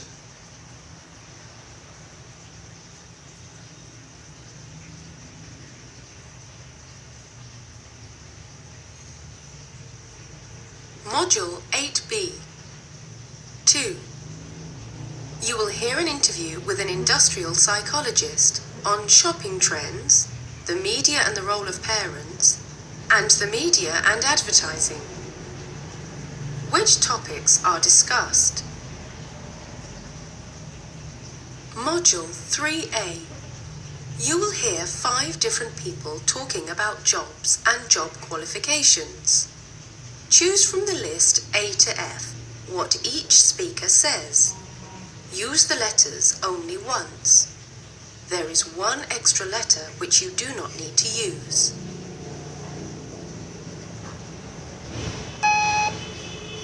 Today we will be talking about young shoppers, which includes adolescents and the very young. We'll be looking at trends and the role of parents, the media and advertising. With me in our studio, I have Nina Richardson, an industrial psychologist who will share her views with us. Nina, welcome to the program. Hello, and thank you. As a parent myself, I often wonder what influences young children to buy things. Well, it often really depends on age. For instance, very young shoppers will often pester their parents in supermarkets and get them to buy things at checkout tills. All the items on display, such as sweets, chocolates, crisps, and toys, are usually brightly packaged and very visually appealing to a young child of 4 to 6 years of age. What role do the media and advertising play here? Once again, young children are often unable to distinguish between various ads. They find the various pictures, stories, and catchy tunes on TV very attractive and just want that product. How can we encourage children to demand fewer crisps and chocolates? By being a proper role model ourselves as parents, and also by setting strict rules. We mustn't load our trolleys with ice cream, cakes, chocolates, etc. when we don't want our children to have this unhealthy eating habit. How can we get the manufacturers to reduce the pressure on young children to buy? Firstly, I believe that toy advertisements shouldn't be shown during primetime TV. Unfortunately, however, they are, so I think that during this time, parents should have their children do other constructive activities, such as reading a book. What about teenage shoppers? What causes them to be influenced by the media and ads? There are various reasons. Firstly, if we consider the psychological makeup of an adolescent, we find that the most important thing for a young teenager is a sense of belonging to a group. They want to appear cool and will often conform to peer pressure so as not to feel isolated or excluded from a particular circle of friends. This influences their preferences and shopping habits. Do you think that the amount of money that companies spend on ads aimed at teenagers through the internet has increased? Most definitely. With the development of computer technology, the internet and MSN text messaging services, companies have increased their advertising budgets. For example, let us consider the phenomenon of Facebook. We found that this site targets thousands and thousands of young adolescents by getting them to enlarge their social network of so-called friends, by adding lists and lists of their friends' details such as names, addresses, likes, dislikes, preferences, hobbies, fashions, and shopping trends on the internet. These may include personal details and so on. The advertisers that sponsor this service then select and target teenagers to promote various products according to information gained from the internet. Surely there should be some form of advertising watchdog authority to set strict guidelines or rules governing any form of high-pressure selling. Well, there are ethical guidelines. However, the choice of networking a social circle of friends via the internet is entirely a free personal decision. What about the pressure on teenagers to buy the latest fashions or computer gadgets? I believe that advertisers can influence adolescents both positively and negatively. To begin with, young people are constantly trying to be trendy. They buy items that are status symbols like fashionable clothes, designer jeans, the latest mobile phones and modern accessories. They have their hair styled in the latest fashions. They update their laptops with the latest 3D cards for online gaming and so on. This leads to unchecked consumerism, which sophisticated market researchers and advertising companies exploit to the full in their advertising strategies. Furthermore, they use high-pressure selling techniques by bombarding young people with ads in newspapers, magazines, on computers, TV or mobile phones. I see. How can ads be beneficial then? Some advertisements about the latest technological products and gadgets can be quite informative, really. The advertisers get teenagers to learn all about MP3s, downloads, Bluetooth, ADSL, Wi-Fi, modems, routers, etc. This computer jargon would be incomprehensible to us older techno-dinosaurs, but not to well-informed young consumers. Well, that's all we have time for today, so we'll have to leave it there. Thank you for a most interesting discussion.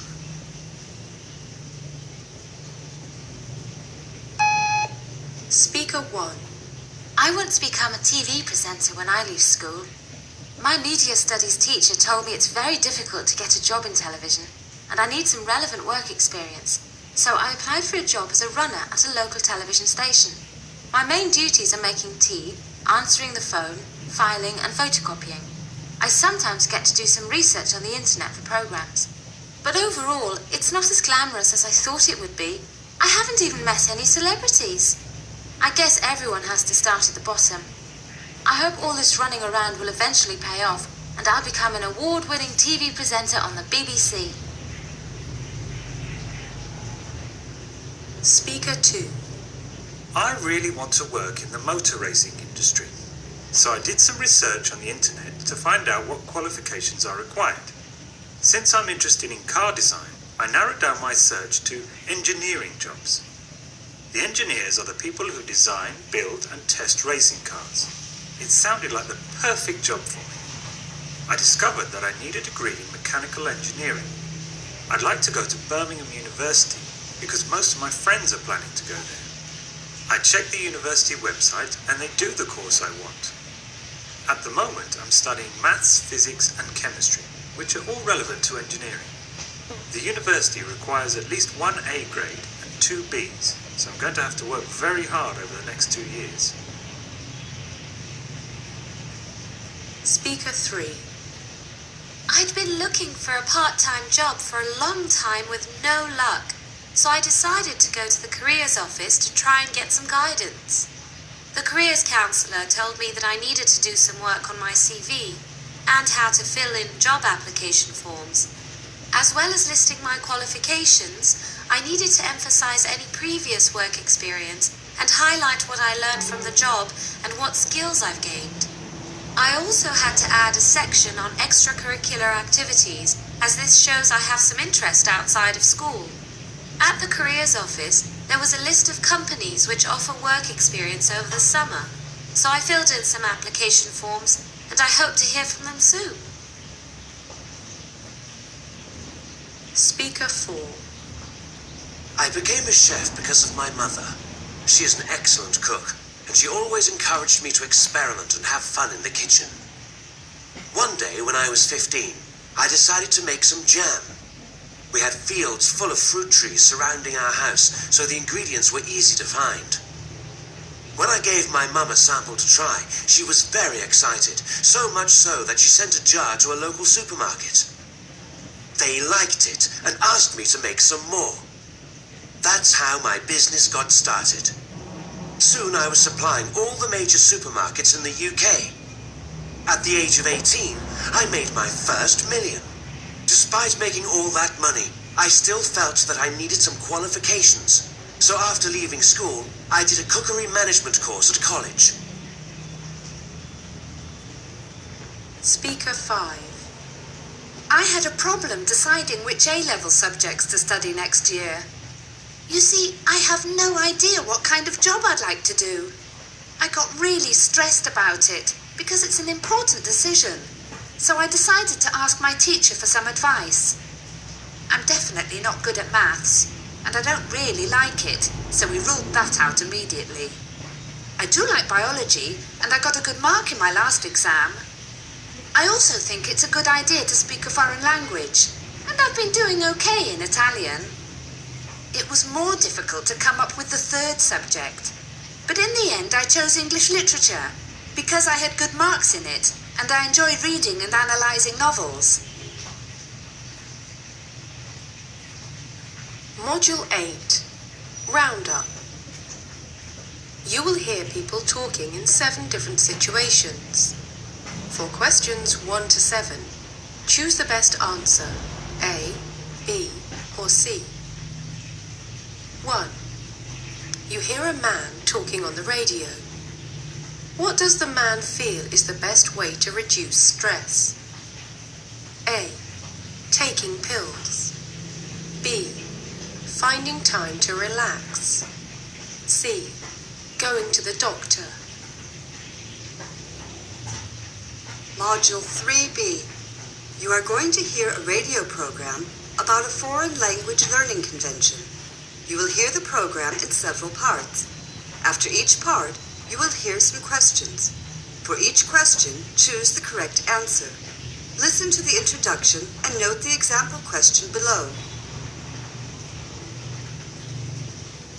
Good afternoon, everyone. Thanks for tuning in to WRSB. I'm Julia Marquez, reporting to you live from the 23rd Annual Foreign Language Learning Convention. The convention hall is packed with visitors eager to hear about the different ways of learning a foreign language. I'll be going around talking to some of the participants here and asking them to share their experiences and ideas about learning a foreign language. Example, where is Julia Marquez? The correct answer is C, at a convention hall. Now the radio program will continue. Here we have with us Paul Smith, a representative of the language program. Live and Learn, a program promoting language learning through a 6-week stay in the country of your choice. Paul, can you tell us a little about your program? Hello, Lisa, and hello, everyone. Well, just as you said, Lisa, Live and Learn functions on the principle that people can learn a language better if they actually spend time and take classes in the country where the language is spoken. Being in situations where one has a chance to interact and speak with native speakers inside and out of the classroom is the quickest and most practical way to learn a foreign language. And the best thing is that we have classes for all different levels, ranging from beginners to the more advanced. Who can possibly resist the idea of seeing the beautiful country of Italy while becoming fluent in Italian? Plus, we have classes for all age groups so everyone can feel comfortable. Well, it definitely sounds good to me, Paul. Now, let's move on and hear about some other programs. 1. What does Paul think is the best way to learn a foreign language?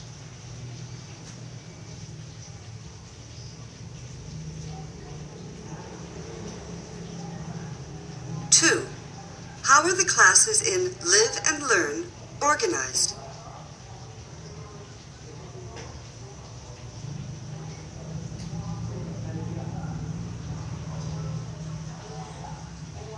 Now we have with us Jasmine Owens, who lives in Turkey and owns 3 after-school, after-work language centers.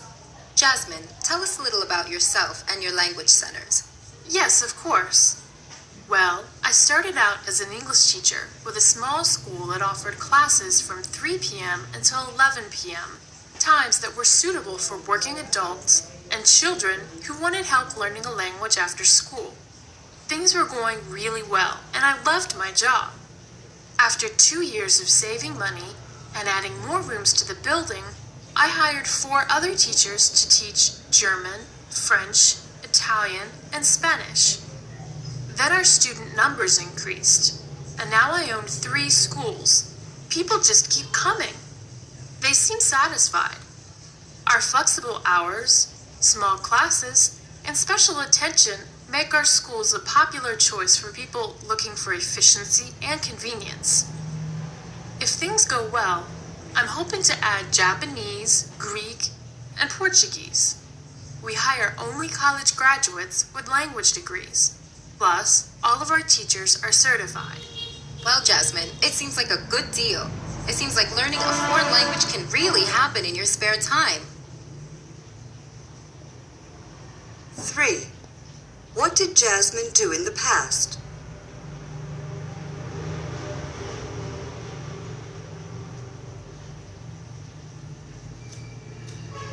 Four. What was different about Jasmine's classes?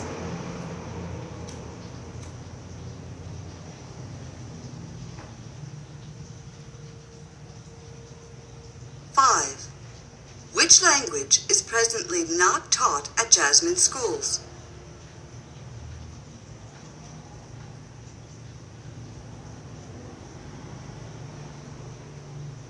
6. In order to teach in one of Jasmine's schools, what is necessary?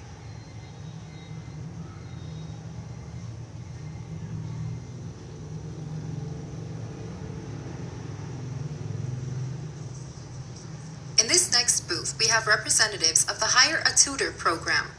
This is Steve, the founder of the program. Steve, what exactly is Hire a Tutor? Hello, Julia, and to everyone listening. Well, Hire a Tutor is a tutoring service I started which sends qualified language tutors to your doorstep. Lots of people have learned 1, 2, or more languages through this one-on-one method. I myself know 3, you see. This method allows students to feel comfortable speaking, interacting, and most of all, dealing with any handicaps that might arise during the language learning experience. This works really well for people who don't feel they get the attention they need in large classes or who simply want to learn a language in the comfort of their own home. 7. Where do tutors from Hire a Tutor teach?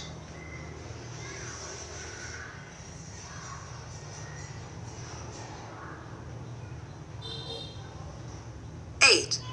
How many languages does Steve know?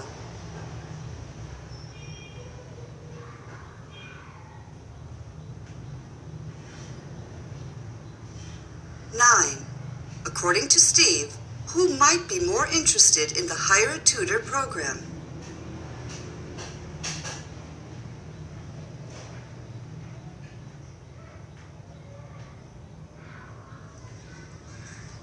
'Well, there certainly are a lot of options when it comes to learning a foreign language. Wow, look here. There is a long line of people at this booth. Let's see what everyone is waiting around for. Excuse me, miss. I'm Julia Marquez for WRSB. May I ask your name and what you are doing in this line? Hello. Yes, my name is Maria Tennant, and I'm waiting to sign up for the lottery ticket for a chance to win a cruise throughout the Mediterranean and learn the language of my choice. There will only be one lucky winner. But even if I don't win, I would still like to receive some information about the deluxe language cruises. I've heard wonderful things about this program. My neighbor went on a cruise to the Caribbean, and when she returned, she could speak Spanish pretty well. She said she had the best time of her life. It's a bit expensive, but worth it. You get to pick from a variety of cruises and over 30 languages. You basically arrange to take a cruise to certain destinations and learn a language. Most cruises range from 2 weeks to 1 month. Wow, Maria, thanks. That was really informative. Well, I want to thank everyone for tuning in. I'd like to encourage all of our listeners to try learning a foreign language. After all, there are so many fun and interesting ways to do it.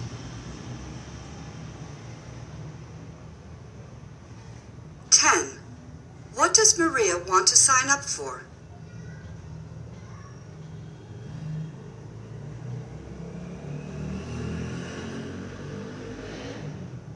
11. Where did Maria's neighbor go on a cruise?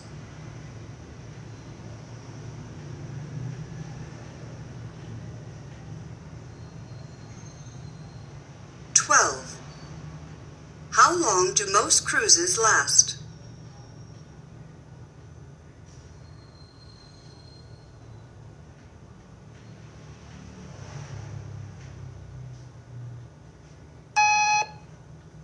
'Stress-related illnesses are extremely common in today's society.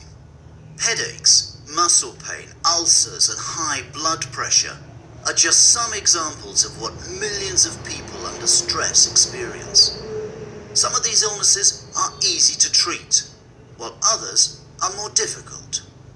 But what most people fail to recognize is that these are just symptoms, and treating the symptoms will not make the problem go away. People need to focus on ways to reduce stress in their daily lives, such as meditation or exercise. Taking a pill is not the answer, but finding time and ways to relax are. Module 3, Roundup. You are going to listen to interviews which take place at a careers and guidance fair. You will hear the talk in several parts. After each part, you will hear 2 questions. For each question, choose the correct answer.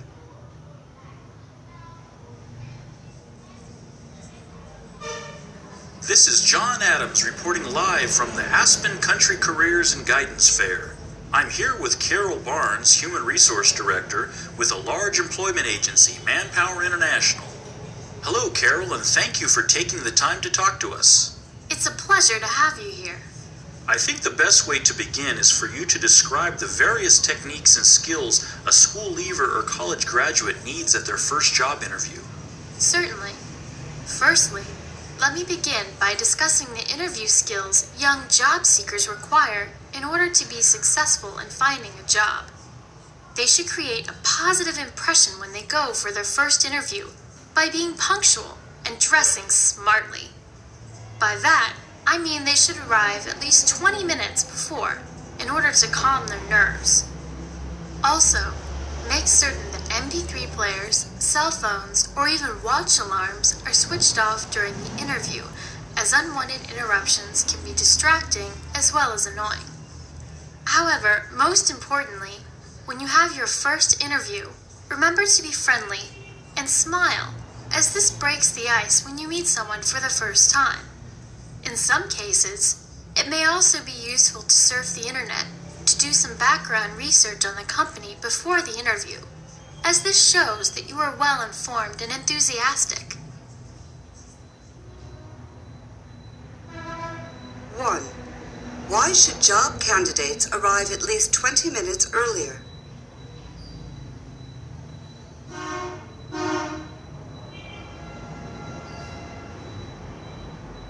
2. What, according to the speaker, is necessary for all job interviews? '"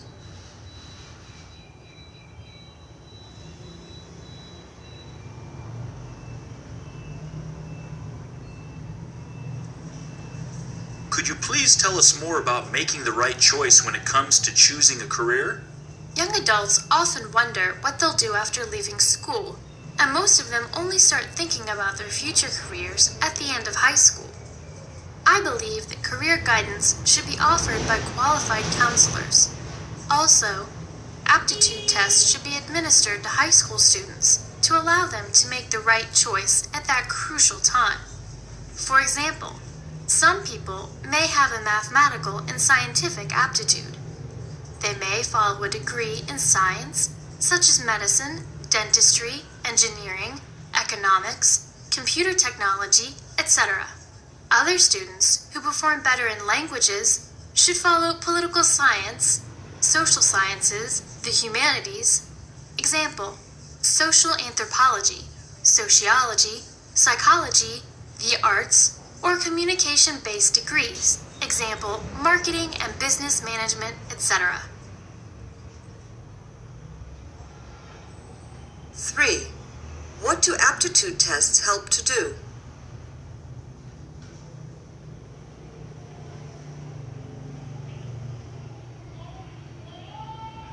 4. If one is good at languages, what should one study? '"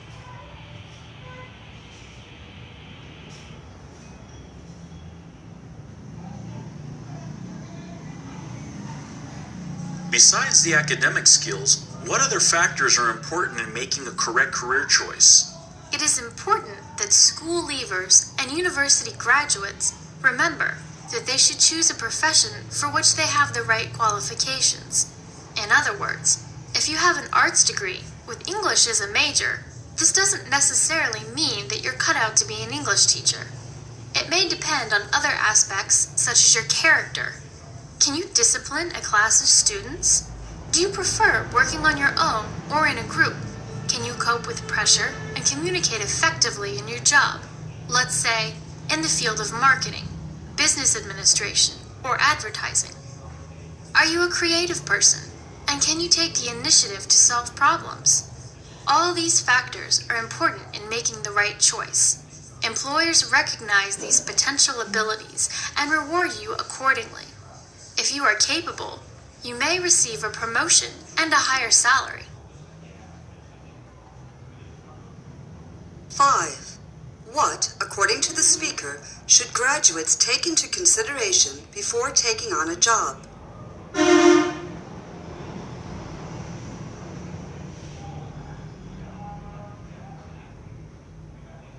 6. What do employers take into consideration when they decide to reward you?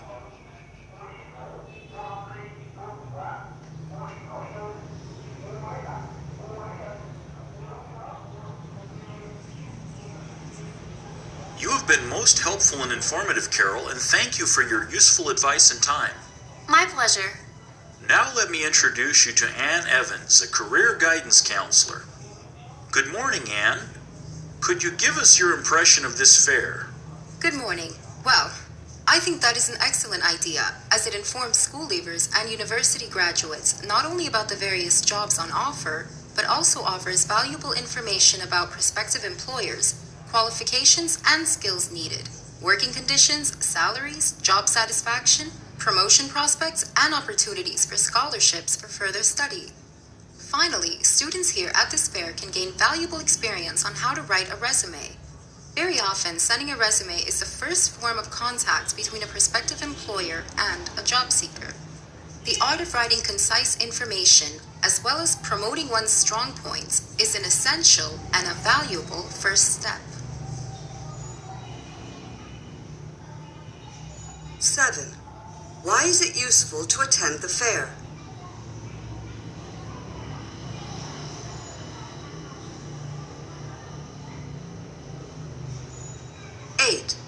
What should candidates try to do when writing a resume?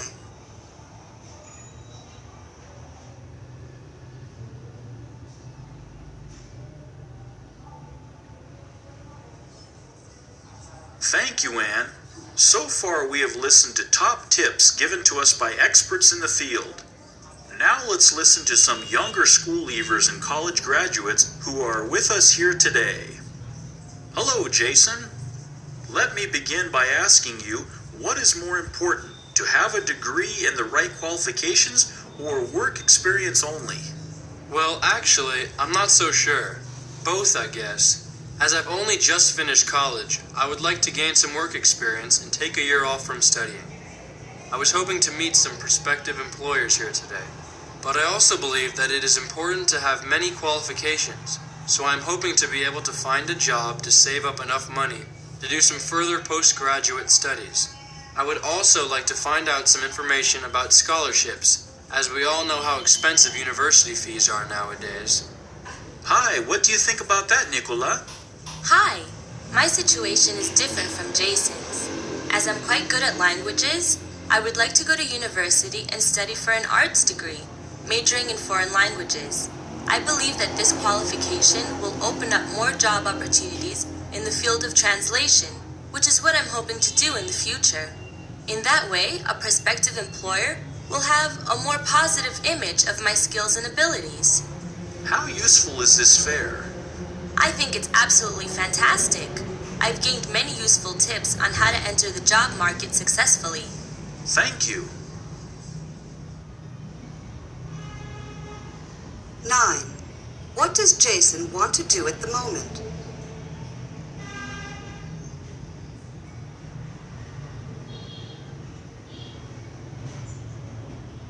10. What does Nicola want to do first?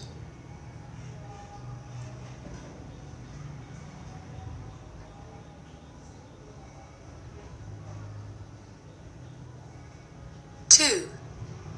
You hear a man and a woman talking. What is the man's opinion of the place he visited? A. It's unusual but interesting. B. It's ugly. C. It's worth visiting again. Module 4A. You will hear people talking in 6 different situations. For questions 1 to 6, choose the best answer, A, B, or C. 1. You hear a woman talking about a gadget that she got.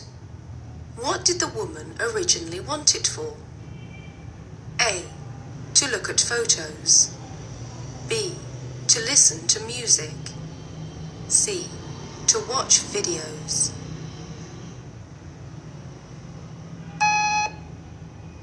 I went to see Philip Johnson's glass house the other day. Oh, I've heard of Philip Johnson. He's a famous modern architect. What was the house like? It was really strange. It is all glass, so people can see you from the outside. It was actually interesting, but can you imagine having a bedroom with walls made of glass? I would never live in a house like that. Yeah, I agree. I don't really like contemporary architecture anyway. I guess I won't be visiting the glass house anytime soon. I wanted to be able to listen to my music while I jogged without having to carry a personal stereo around with me. So, I had a look around the shops and discovered this little gem. It's an MP4 player. I can download music from the internet and store the files in the MP4 player. It doesn't only play music, I can look at photos and watch videos while traveling to work on the train. I'm really pleased that I bought it. 3. You hear a woman talking. What does she think about city life? A. She enjoys it now. B.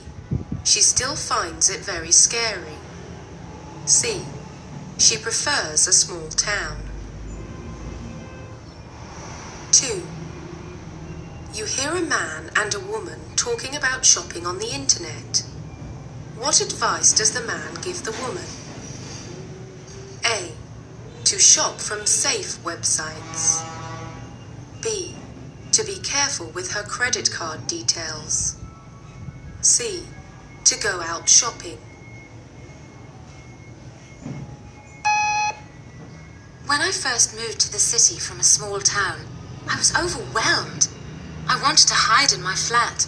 The crowded streets, the noise, it all scared me. But then I started to feel cramped in my tiny flat. I slowly began to go outside, just for a little bit each day. Then I found the courage to go to cafes, eat at restaurants, visit museums, even go to the cinema by myself. I'm currently enjoying myself and all the city has to offer. Now when I visit my family in my hometown, I get so bored I wonder how I ever lived there to begin with. I'm thinking of doing some shopping online, but I'm not sure if it's safe. You just need to make sure you use a secure web browser. But what if someone gets hold of my credit card details? Well, there is always a small risk, but overall it's quite safe. When you go to a website to buy something, always make sure that there is a small closed padlock at the bottom right-hand corner of your screen. This means the website is secure and it's okay to use it. Maybe I'll give it a try, as I'm not able to get out as much these days. 4. You hear a man talking. What is he? A. A football coach. B. A PE teacher at a school. C. A physical trainer at a gym. 3. You hear two people talking about a robot dog. Why did the man buy it? A. Because it can chase after a ball. B. Because it can show affection. C. Because it doesn't make a mess. Nowadays, it's very rare to find kids playing outside. They'd rather be playing computer games or watching TV. That's why I make it a point to hold my classes outside. Along with exercise, I think fresh air and seeing a little green grass and trees can do wonders for a person's health. Sometimes we run. Sometimes we play sports like football or basketball. In any case, all of my students love the fact that they don't have to be stuck in a school gymnasium.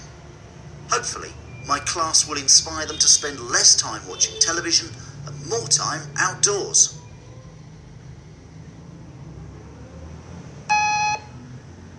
What's that? Oh, that's my new dog, Bruno. Isn't he cute? Well, that doesn't look like a dog to me. It looks like a sculpture that can move. It's a robot dog. Look at him. He's adorable. He even answers to his name. And watch him chase the ball. I think I prefer the real thing. A real dog can show affection. Well, at least Bruno doesn't make a mess like a real dog, which is why I got him. Anyway, look how he responds to me stroking him. Doesn't he look happy? 5. You hear a man and a woman talking. Why did the man decide to start riding his bike to work? A.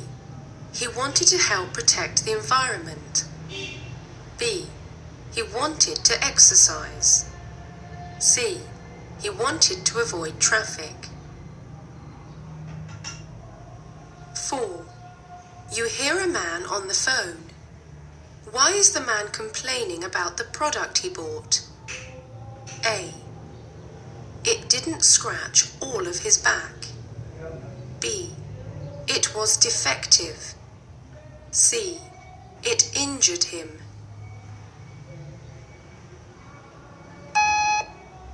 You're here early today. What happened? Well, I decided to start riding my bike to work instead of driving. It doesn't make sense for someone living in a city to drive a car. The distances are so short you can use public transport, walk, or just ride a bike. Sounds like a good idea. You're not contributing to air pollution, and you're getting some exercise too. But what made you change your mind all of a sudden? Actually, at first I was just looking for a quicker way to get to work, because I was fed up with the traffic every morning. Hello, is this customer service? I'd like to lodge a complaint. I purchased one of your new automated back scratchers last week, and I've just used it for the first time. Let me tell you, if I had known it would really hurt me, I would never have bought it. It scratched my back really badly. I'm sure you wouldn't want me telling other potential customers about this horrible product, so I am asking for a full refund. 6. You hear a man talking. What does he say people should do in places where recycling is not possible? A. Reuse plastic bags. B. Reconsider their options. C. Get authorities to provide recycling bins. 5. You hear a man talking about the Eurostar train. What does he say about it? A. The trip is tiring and time-consuming. B. Going through the Channel Tunnel frightened him. C. The speed of the train impressed him.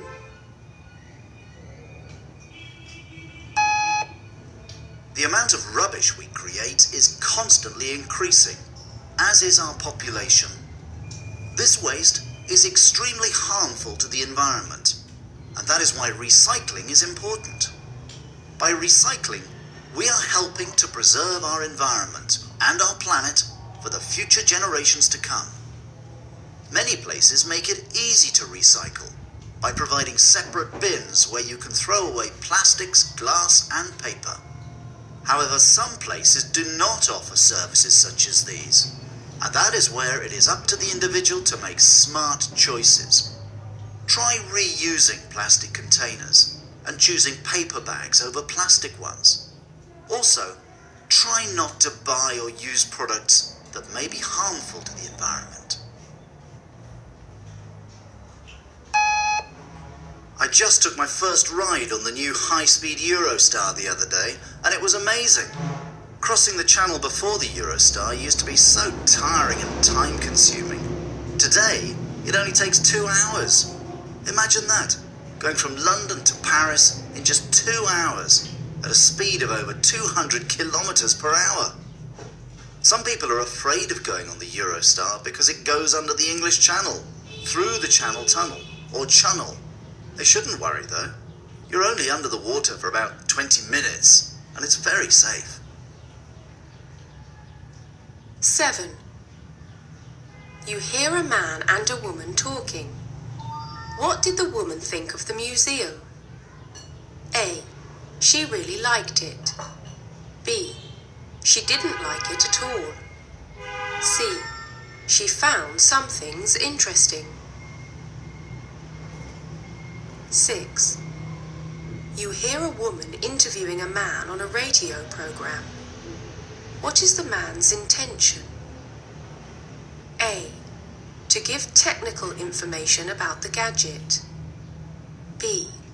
To convince the listeners to buy the gadget. C. To compare his gadget with other machines.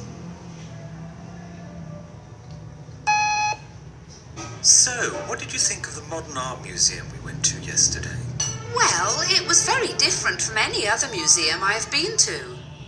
I mean, I don't know if I would even call some of the things on display art. How hard can it be to paint a black dot on a red canvas? I think I'm more old-fashioned in my taste in art. Yeah, some of the pieces were a bit silly. but I found others to be really interesting. No, you're right. Some things were interesting. I really liked the painting with all the bright colours splashed on it. It reminded me of something. I'd like to welcome Simon Merriweather to the programme. Simon, everyone knows you for your useful gadgets for the kitchen. Tell us about the latest craze. Absolutely. Everyone loves my new battery-powered portable espresso machine. You can have your favorite brand of coffee anytime, anywhere, and at a very affordable price. If you order one right now, you will also get 2 free packets of our specially sized coffee filters that work with our coffee makers. My machines come in a wide range of trendy colors, so it will be very easy to find one to match your kitchen decor. Order now.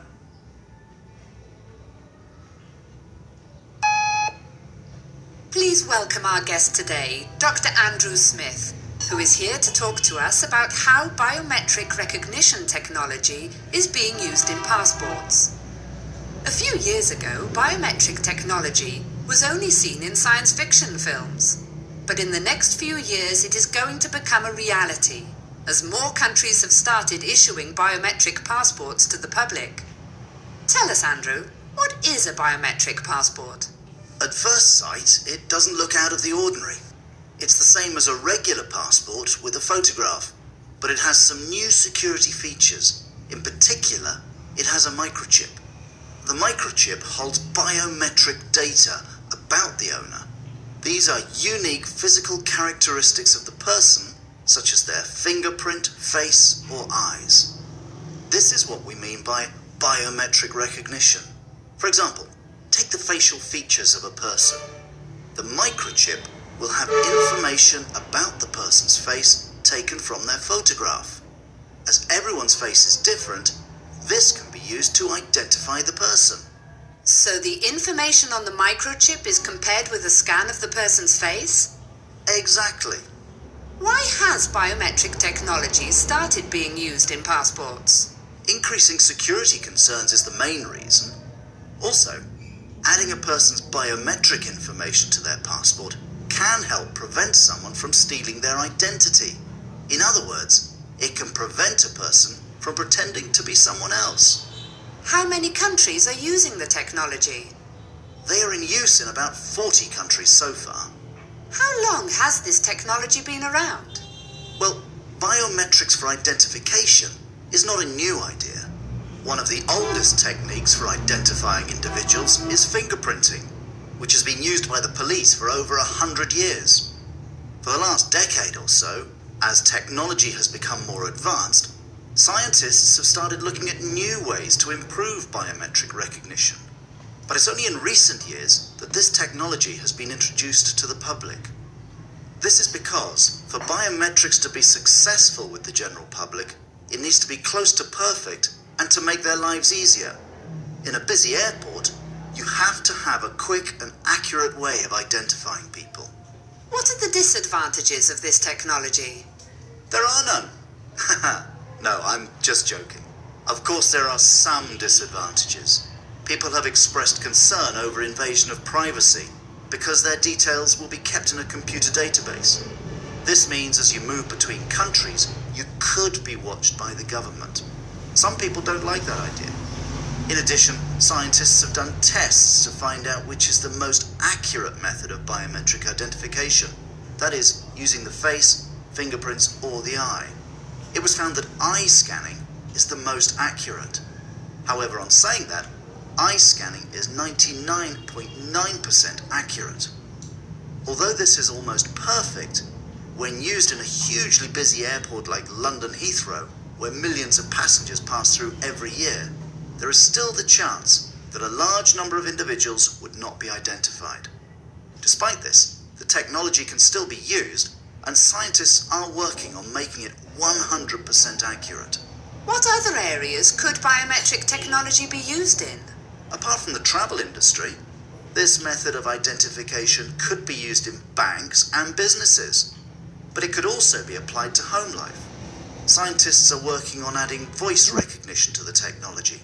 This would increase security for sensitive telephone transactions. If you've just joined us, I'm here with Dr. Andrew Smith. Module 4, Roundup. You will hear an interview with a professor on the subject of hearing problems among young people caused by too much exposure to noise. For questions 1 to 7, choose the best answer, A, B, or C.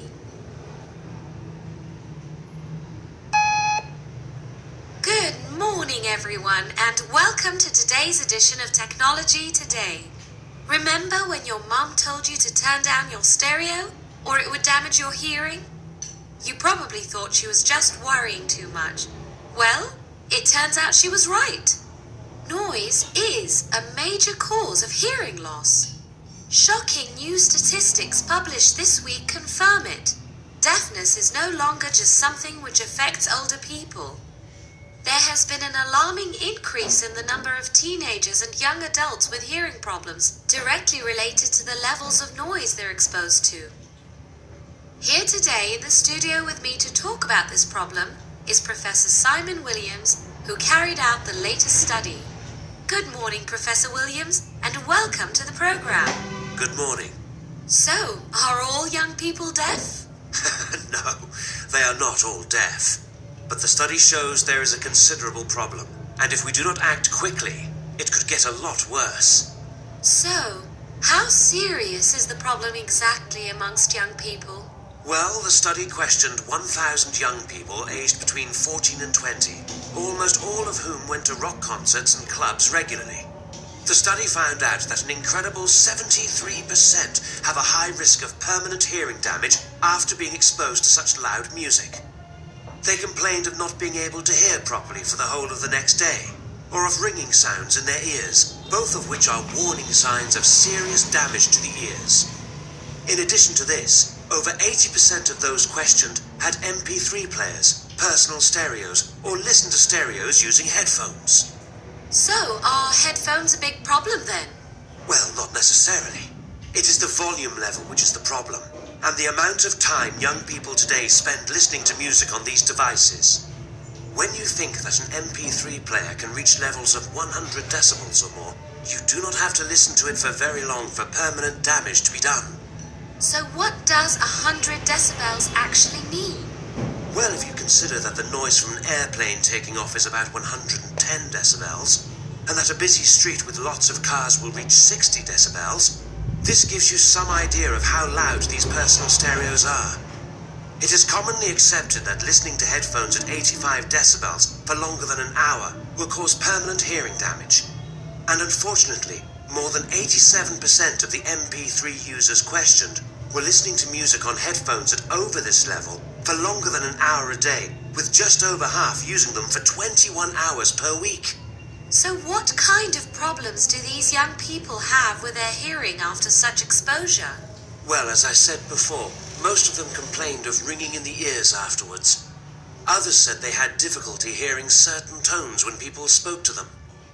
Some of those questioned actually said it felt like they had cotton wool in their ears, that they could not hear people properly, and had difficulties having a conversation. And what's the cure? That's the biggest problem. There isn't one. Damage to your hearing is irreparable. The problem is that once the fine hairs within the ear are damaged, they stay damaged. It is not like the hairs on our head. We can cut our hair, even shave our heads, and new hair will grow back. Unfortunately, this does not happen in our ears. So what can we do to protect our ears? Well, prevention is the key. We cannot just sit around and wait for a cure for deafness. We will have to educate young people to use these new technological devices correctly and to avoid really loud clubs. The research showed that while almost half of young people, 46%, know that the ringing in their ears after a night out is a sign of damage, many, 59%, aren't aware this damage is irreversible. This is why we have to get the message across to both young people and parents that listening to loud music for long periods of time will cause permanent damage. And how are we going to do that? We have started a campaign, Be Good to Your Ears, which will distribute information to schools and youth clubs.